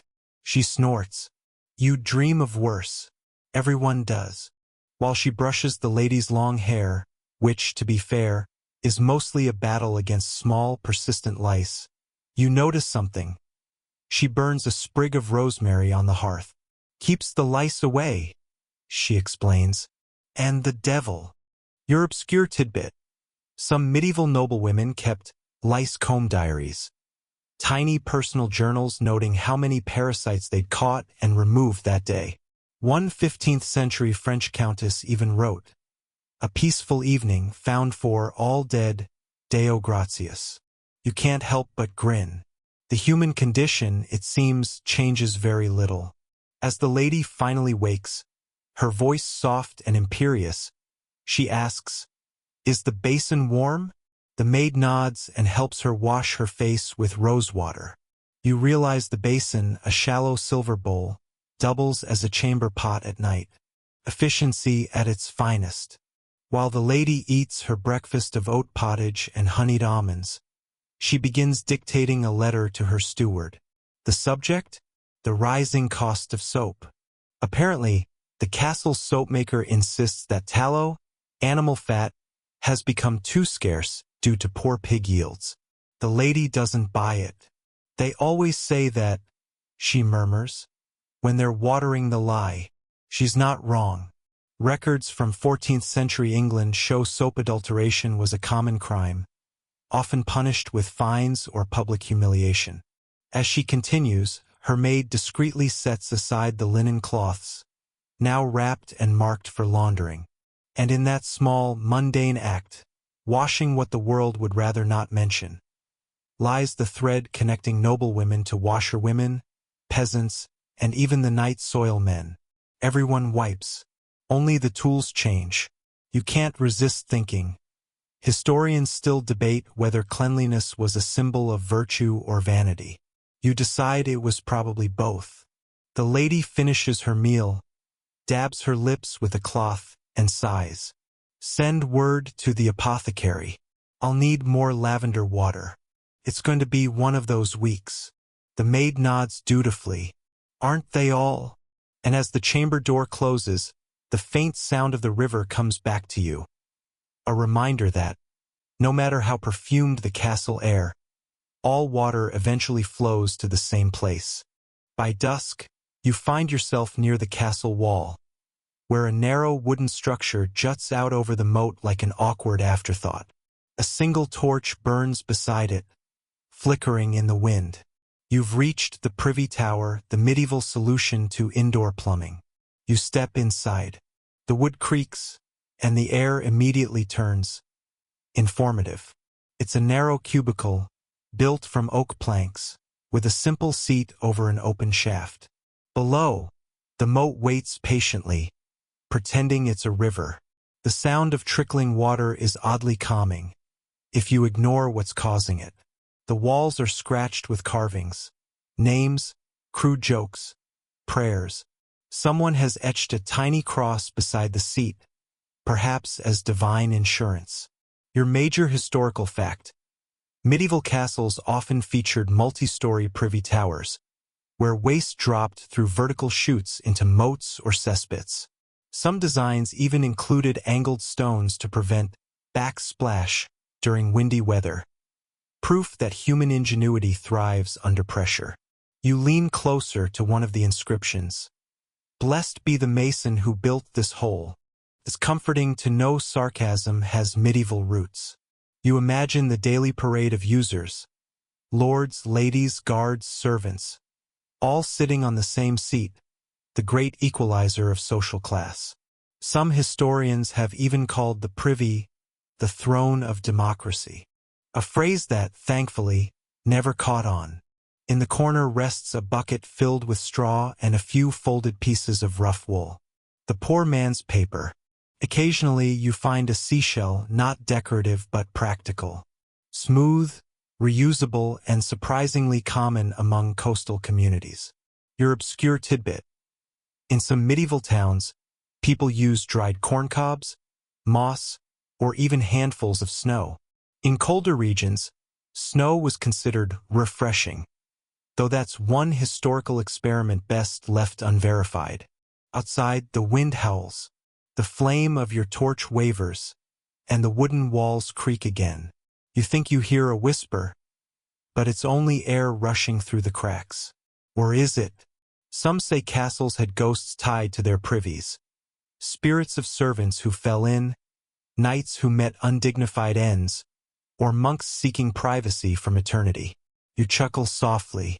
Historians still debate whether ghosts exist, you say, but even they'd keep their distance from this place. You rest your hands on the wooden wall, feeling the rough grain beneath your fingers. Centuries of use, centuries of laughter, disgust, relief. There's something poetic about it.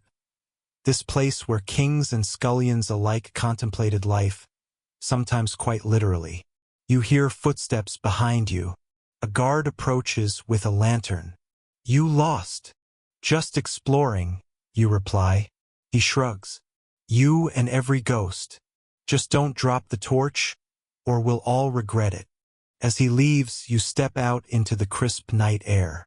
The stars glimmer over the moat, reflecting faintly on the murky water. You can't tell where the reflections end and the ripples begin. Like history itself, blurred but persistent. You glance back at the tower one last time. The torchlight flickers against the stone, and for a fleeting moment, you could swear you see a faint outline of someone sitting there, head bowed, deep in thought. Maybe the ghost of good hygiene, forever waiting for plumbing. You smile. Some stories are stranger than fiction, and yet all too human. You wake before dawn, when the castle is still half asleep and the air feels damp with fog and quiet ambition. The smell of smoke and boiling fat drifts from the courtyard, a scent that is both comforting and deeply unsettling. You follow it to a low, timbered building near the stables. The door stands open, and inside you find what might be the most underappreciated miracle of the Middle Ages: the soapmaker's workshop. A woman stands by a large copper cauldron, stirring a thick, milky mixture with a wooden paddle taller than she is. Her face glistens with sweat and concentration. Around her, baskets of wood ash, barrels of tallow, and bundles of herbs line the walls like the ingredients of some rustic spell. Careful where you stand, she warns without looking up. One splash and you'll be clean for a week.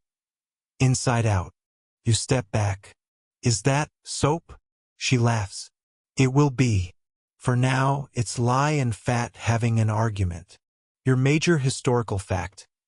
Medieval soap was made by combining animal fat, usually pig or beef tallow, with lye derived from wood ash. The process was unpredictable. Too much lye, and it burned the skin. Too little, and it was useless.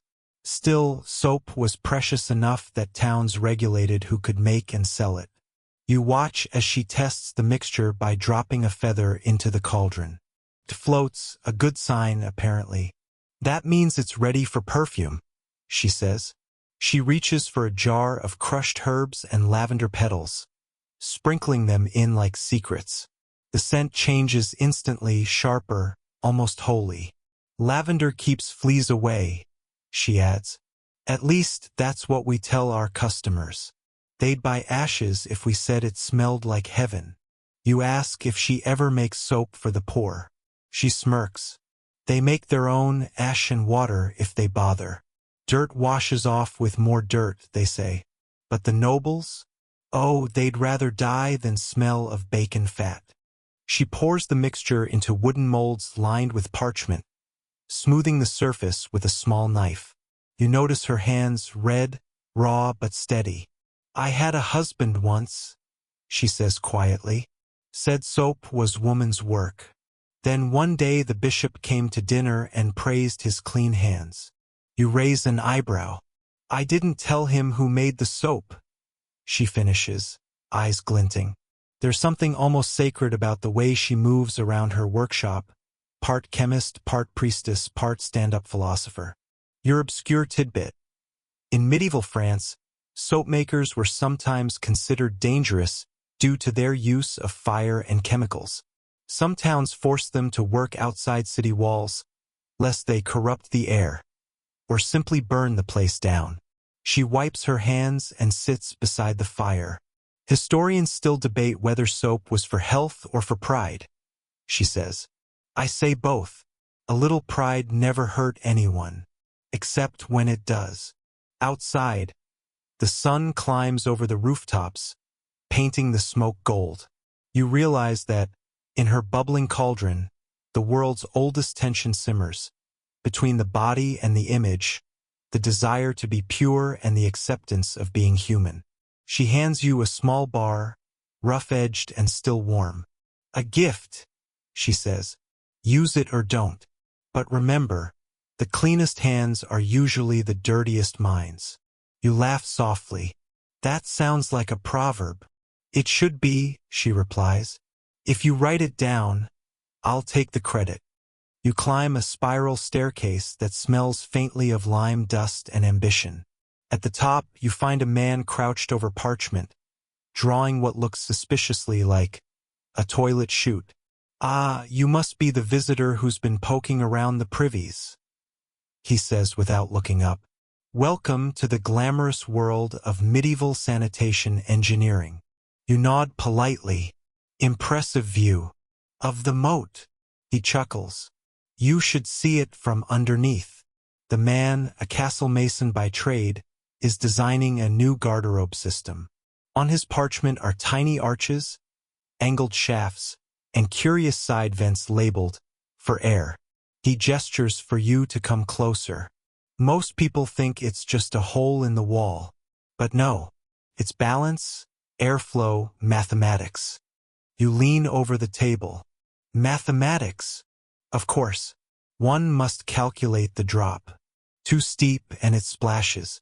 Too shallow and it clings. He says this with the solemnity of a philosopher discussing the nature of time. Your major historical fact.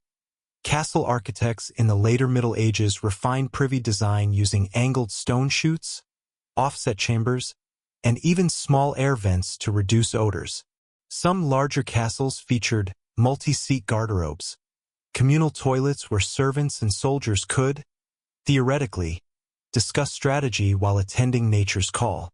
He taps his parchment proudly. We're also installing a disguised shaft for the ladies' chamber, hidden behind a tapestry, very elegant. You'd never know where the pipe leads. You glance at the drawing. It leads into the moat. He grins. Elegance is about the illusion, not the destination. Your obscure tidbit. In some castles, garderobe waste was used to deter invaders. When under siege, defenders sometimes open the chutes to dump waste onto attackers trying to scale the walls. Medieval warfare had a creative problem-solving. The mason sighs. It's a strange life. You build walls to keep people in and waste to flow out. Both, somehow, find ways to leak. You ask him if he's ever proud of his work. He laughs, then shrugs. When a duke's daughter sighs in relief and doesn't faint from the smell. Yes, I'm proud. We make comfort invisible. That's the finest craft there is. He returns to his parchment, humming softly, and dips his quill in ink. His handwriting loops and curves with unexpected grace. Historians still debate whether we were geniuses or just desperate, he says without looking up. But isn't that all invention? You stand by the narrow arrow-slit window, watching the wind ruffle the moat below. It's murky but somehow beautiful. A reminder that civilization, in all its grandeur, floats precariously atop plumbing.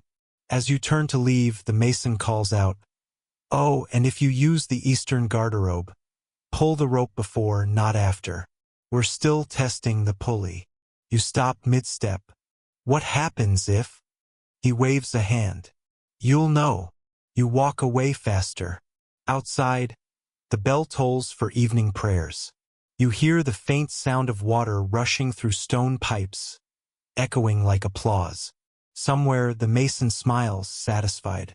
Another day's work done in the service of humanity's least glamorous necessity. You follow the soft thump of wet fabric being slapped against stone. A steady, rhythmic sound that somehow manages to be both violent and peaceful.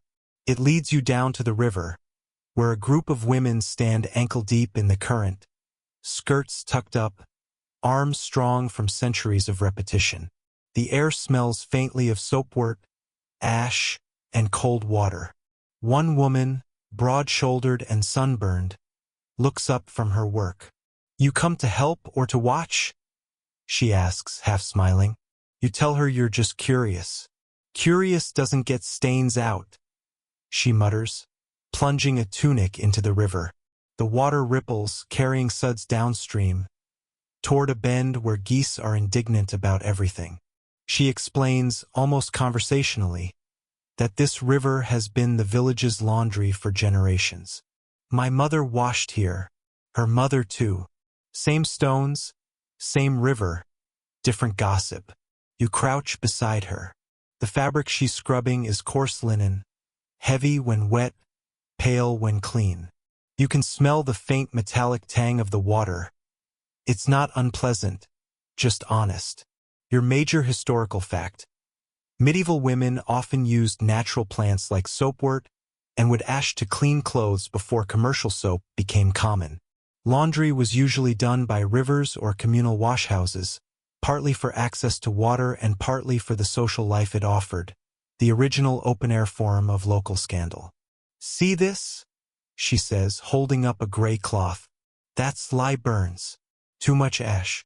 The cloth will eat itself before you're done wearing it." You nod, pretending you understand. "Still better than wearing it twice without washing," she adds. "Men think sweat dries into virtue. It doesn't." You almost laugh, but she's not wrong. Nearby, another washerwoman is wringing out what looks like a nobleman's undershirt. She's talking about her cousin who saw a ghost near the old mill, though it might have just been a sheep. "They look similar in the fog," she says. Your obscure tidbit. Medieval laundresses often held semi-official roles in towns, sometimes washing for entire monasteries or garrisons.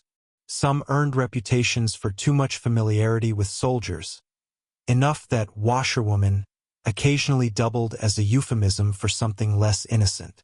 You watch the water churn as cloth after cloth hits the surface. The repetition becomes hypnotic, a rhythm of work and conversation and gossip that feels older than the river itself. Historians still debate whether this was women's work or women's power.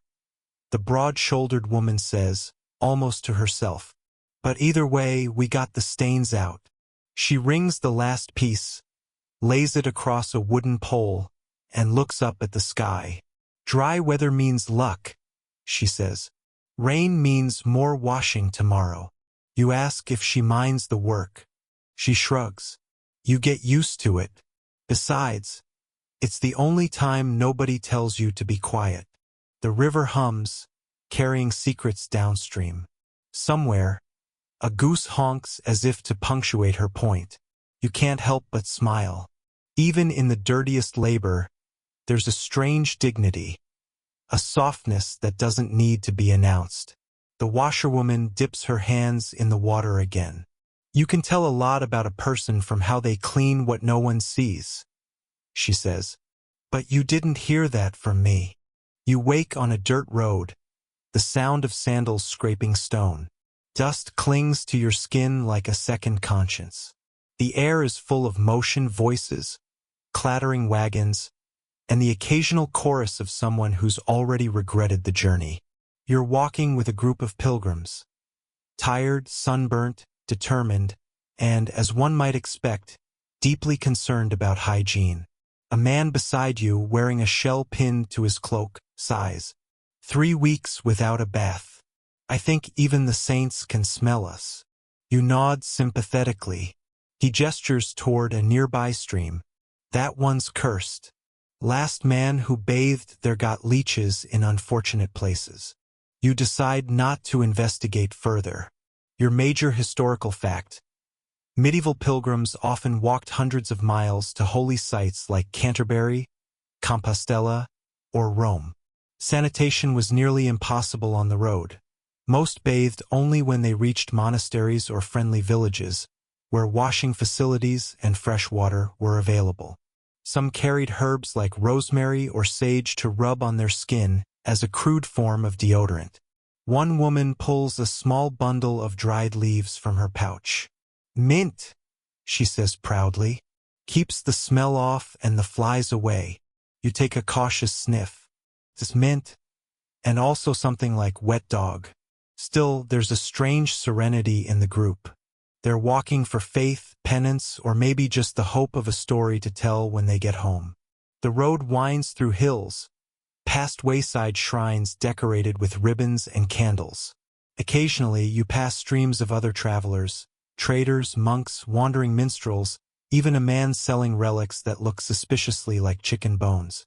"Holy finger of Saint Bartholomew," he insists.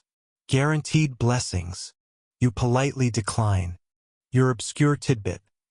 Some pilgrims carried small toilet kits, tiny knives, tweezers, and ear scoops made of brass or bone. Archaeologists have found them all over Europe, suggesting that even the holiest travelers worried about grooming. That evening, the group stops at a roadside inn. The air inside smells of smoke, stew, and damp wool. The owner hands you a small wooden bucket. "Baths out back," he says. "One tub. Shared water." You hesitate.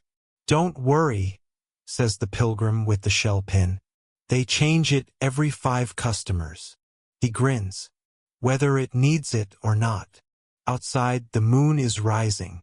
You stare at the bucket, then the line of pilgrims waiting, then the faint glimmer of the stream beyond. Historians still debate whether pilgrims suffered gladly or simply smelled too bad to care. Someone says behind you. You laugh softly and hand the bucket to the next person in line. You first. That night, as you lie on a straw mattress, the smell of smoke and mint still in your hair, you realize something strange. The less comfortable life is, the more it makes sense. The road, the dirt, the shared meals.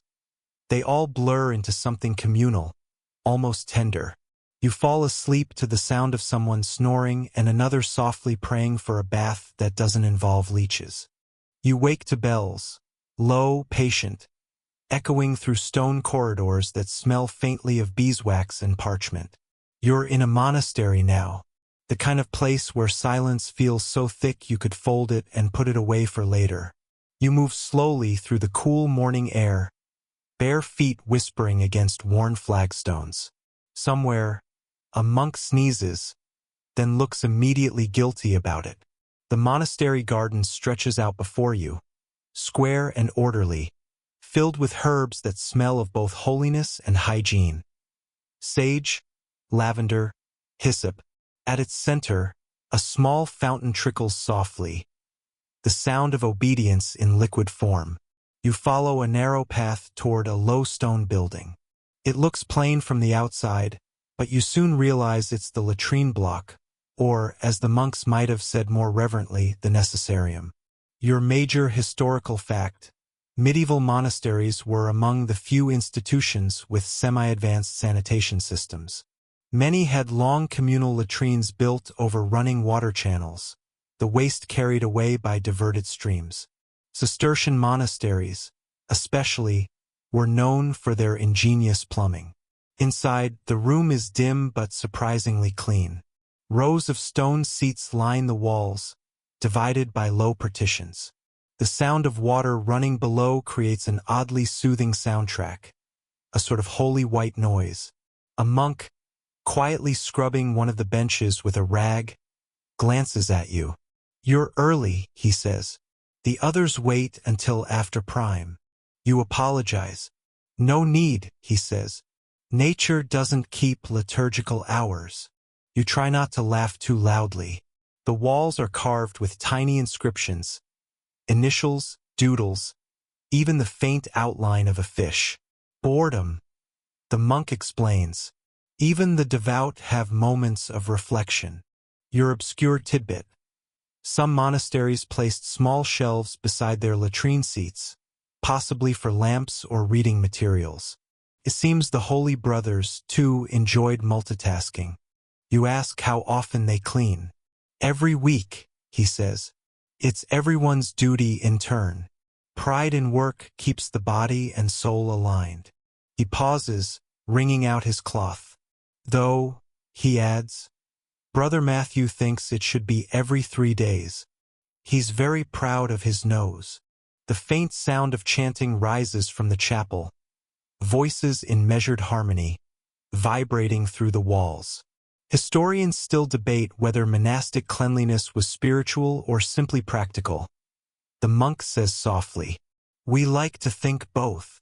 You stand there for a moment, listening to the water, the voices, the quiet dignity of repetition. Even here, in a building meant for waste, there is balance, symmetry, and grace. When you leave, The air outside feels fresher, as if the entire monastery exhales once the privy is clean. And you can't help but think, even sanctity, perhaps, requires plumbing. You find yourself back in a village, not the same one as before, but familiar in smell and sound. Smoke drifts from chimneys, and the air hums with conversation, chickens, and someone's distant argument about turnips.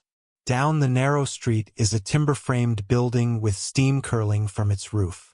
A carved sign swings above the door, a crude picture of a bucket and two stick figures that are either bathing or fighting.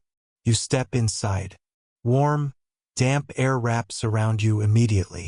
The floorboards creak and your vision fogs. You can barely make out the large wooden tubs, the low benches, the women chatting through curtains of steam. The bathhouse keeper, a round woman with sleeves rolled to her elbows, waves you in. Separate hours for men and women, she says. Unless it's feast day. Then we pretend not to notice. Your major historical fact: public bathhouses were common across medieval Europe, especially before the 16th century. They weren't luxurious but provided affordable access to hot water and some form of cleanliness. Mixed bathing was not unusual in earlier periods, though reformers later frowned upon the practice. You take a seat on a wooden bench as she pours steaming water into a tub. The smell of herbs fills the air, maybe thyme or rosemary, used to mask the sulfur and help relax sore muscles. A woman next to you sighs contentedly. Better than church, she says. You raise an eyebrow. At least here, she continues. You leave feeling lighter. Steam beads on the wooden walls, dripping in tiny rivulets. You can hear laughter, clinking cups, and someone humming a tune that's definitely not sacred. Your obscure tidbit. Some medieval bathhouses offered food and drink, even entertainment, turning them into social hubs not unlike taverns. In some cities, bathhouses had such reputations for flirtation that authorities tried to regulate them. Unsuccessfully, of course. The bathhouse keeper passes with a jug of warm water. You want clean skin or clean conscience? She asks. Skin will do, you reply. She chuckles. That's what everyone says. The warmth seeps into your bones, and you feel your muscles loosen, your thoughts slow.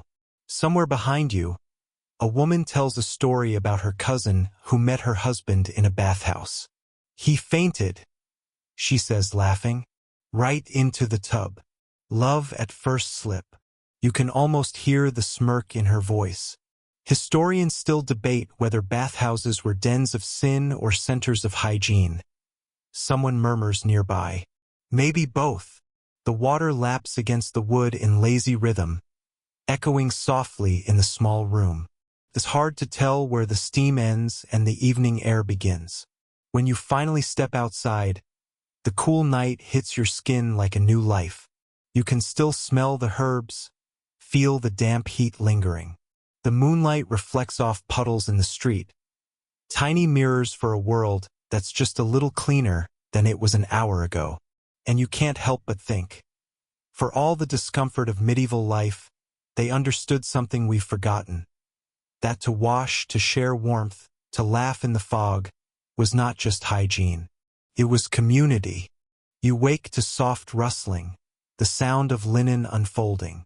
It's early morning again, this time in the chamber of a manor house. A small window lets in a thin beam of light that lands directly on a carved wooden chest at the foot of a bed. The chest is large enough to hold secrets, or more accurately, laundry. You sit up and notice the woman kneeling before it. She's not noble, her sleeves are rolled, her hands rough with lye. She lifts out layer after layer of folded linen. Shifts, chemises, sheets, and towels, each smelling faintly of lavender and smoke. Your major historical fact. Medieval women, especially of higher or middling status, maintained linen chests that served as both wardrobe and hygiene arsenal. Linen wasn't just clothing, it was cleanliness itself. Regularly changing undergarments was one of the main ways to feel and smell fresh. Long before daily bathing became common. You move closer as she smooths the fabric with care that borders on reverence. "Linen is half a soul," she murmurs.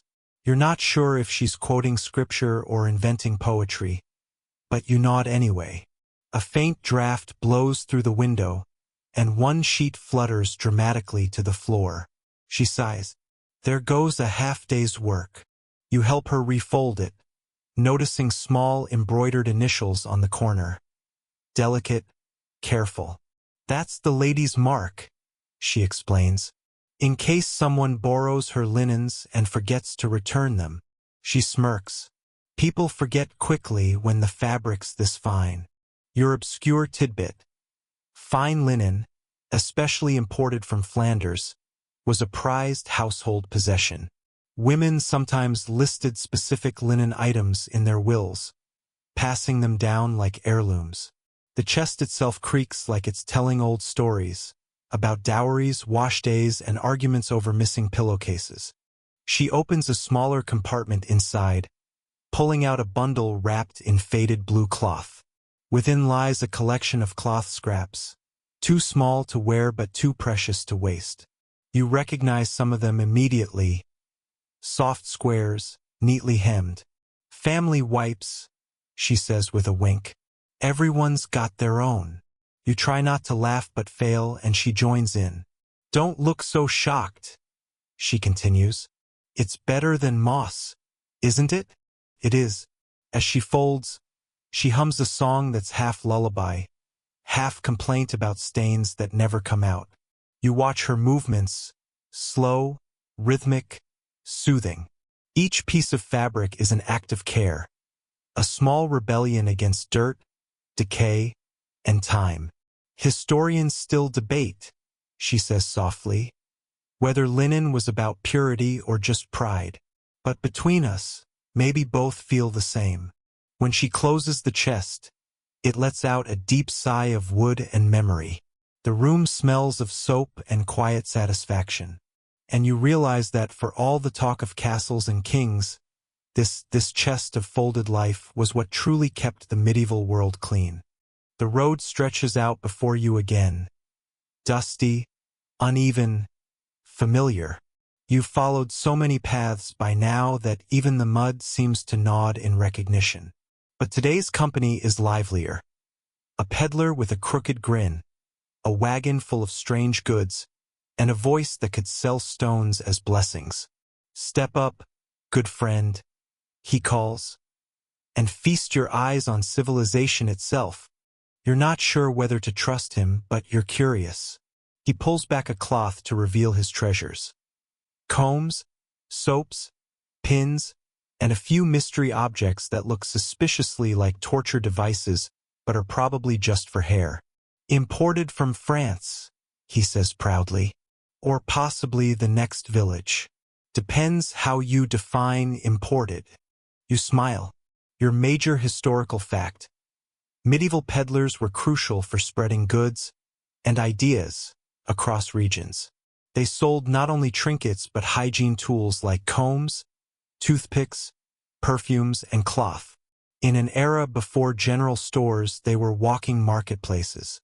He picks up a small, pale bar and holds it out dramatically. Soap, from Italy, smells like lemons and forgiveness.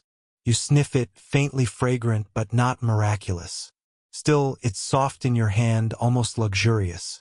Made from olive oil and ash, he says proudly. Gentle on the hands, less gentle on your purse. Your obscure tidbit. Medieval soap making was a regional art. Castile soap from Spain was famous for its mildness, while Northern European soaps often used animal fat and smelled, well, practical. The peddler sets down the soap and rummages deeper in his cart, producing a small cloth pouch. Now this, he whispers, is something for the ladies, powdered herbs for discreet purposes. You raise an eyebrow. He grins. Let's just say it keeps things pleasant. Between the holy days and the hay. You stifle a laugh. realizing how universal salesmanship truly is. Historians still debate, he says, lowering his voice as though revealing a trade secret. Whether peddlers were heroes of progress or just professional gossip carriers. You glance around his wagon again. A jumble of cleanliness, vanity, and charm. Small mirrors catch the light, combs gleam, and faint fragrances linger in the air like ghostly perfume.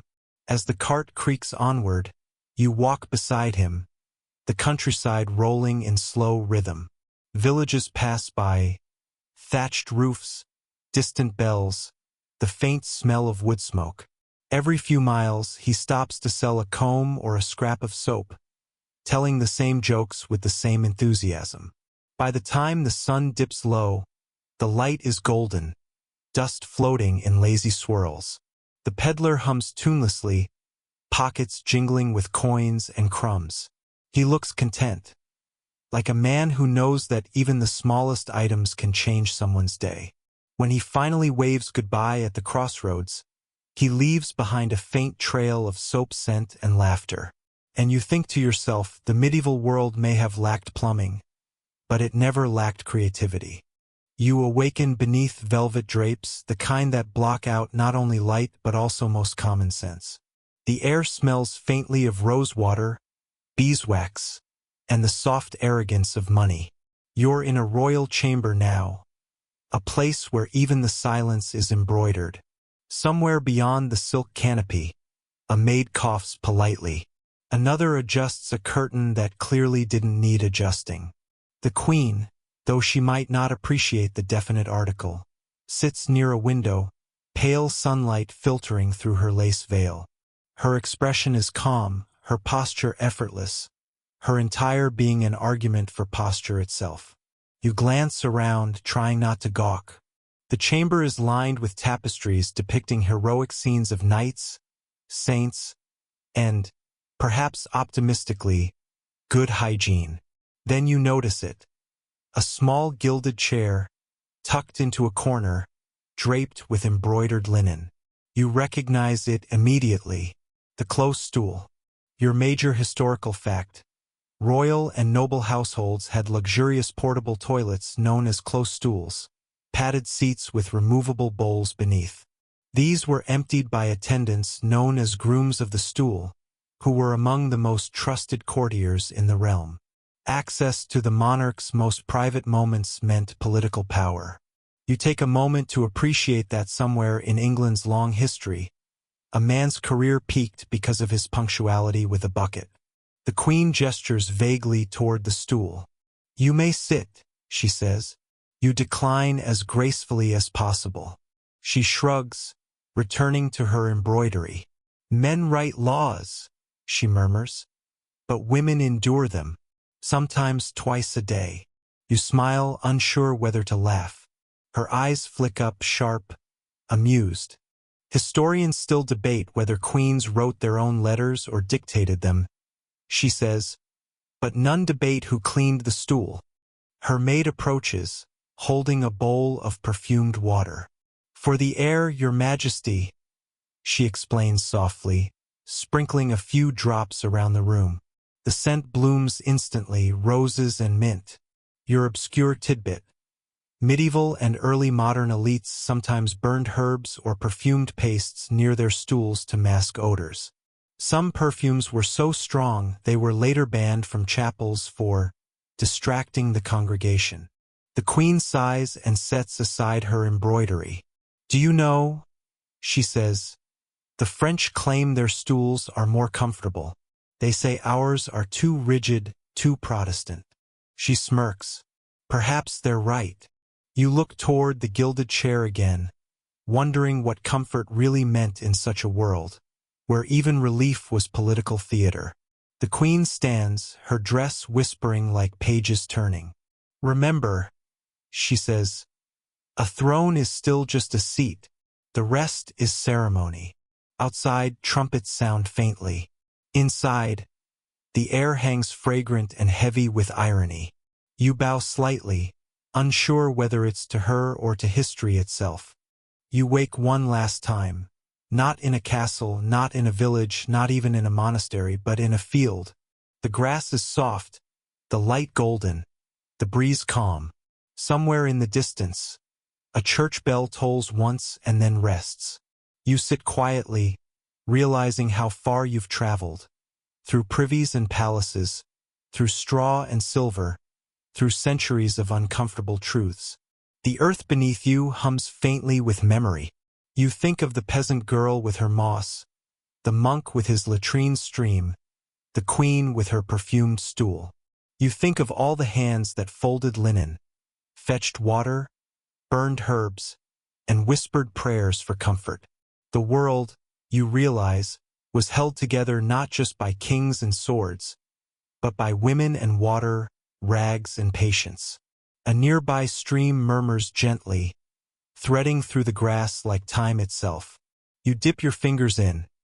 The water is cool, alive, ordinary. You imagine it running through all the centuries you've seen, beneath castles, past abbeys, through the fields of barley and the courtyards of queens. Always carrying something away, always bringing something clean. Historians still debate. You say softly to no one, whether progress is invention or simply remembering what we forgot. The sun sinks low, and the field glows honey-colored. Birds move lazily overhead, their shadows drifting like pages closing. The breeze smells faintly of mint, soap, and lavender, a dream's version of cleanliness. You lie back on the grass. Above you, clouds drift by like bits of wool, unhurried and soft. Somewhere, faintly, you can almost hear the echo of a bucket being set down, the sigh of a woman folding linen, the quiet murmur of a monk cleaning a bench. Even history, it seems, has its moments of stillness. Your eyes grow heavy, and before sleep takes you, you whisper, almost amused, that perhaps humanity's greatest luxury was never gold, or silk, or power. It was simply a clean place to sit. The sounds of the medieval world fade, replaced by softer ones. The hush of wind through old trees. The creak of wooden beams settling for the night. A slow trickle of water, steady, dependable, timeless. You breathe in. The air feels cleaner somehow. Every story, every century, every small act of care settles into the earth beneath you.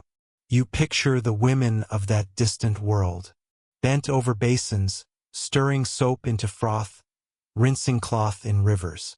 You picture the monks scrubbing benches, the peddlers hawking combs, the noblewomen adjusting their linen with quiet pride. Each of them, in their own way, fighting against the same thing, not just dirt but forgetfulness. You smile. It's strange, isn't it? How comfort, once rare, feels sacred. How something as simple as clean water or soft cloth can feel like peace. The stars emerge now, slow and deliberate. Their light spills like candle wax across the sky. Somewhere, far off, a nightingale begins to sing. Not loudly, but like a lullaby whispered through centuries. You feel yourself drifting. Not backward or forward, but inward. To that place between waking and dreaming where all stories dissolve. The field, the stream, the scent of soap, they blur together until you can't tell which is memory and which is sleep. Rest, the breeze seems to say. You've learned enough for tonight. And you do. Because even in history, even in mud and moss, there's a kind of grace, a quiet truth that life, however uncomfortable, always finds a way to feel clean again.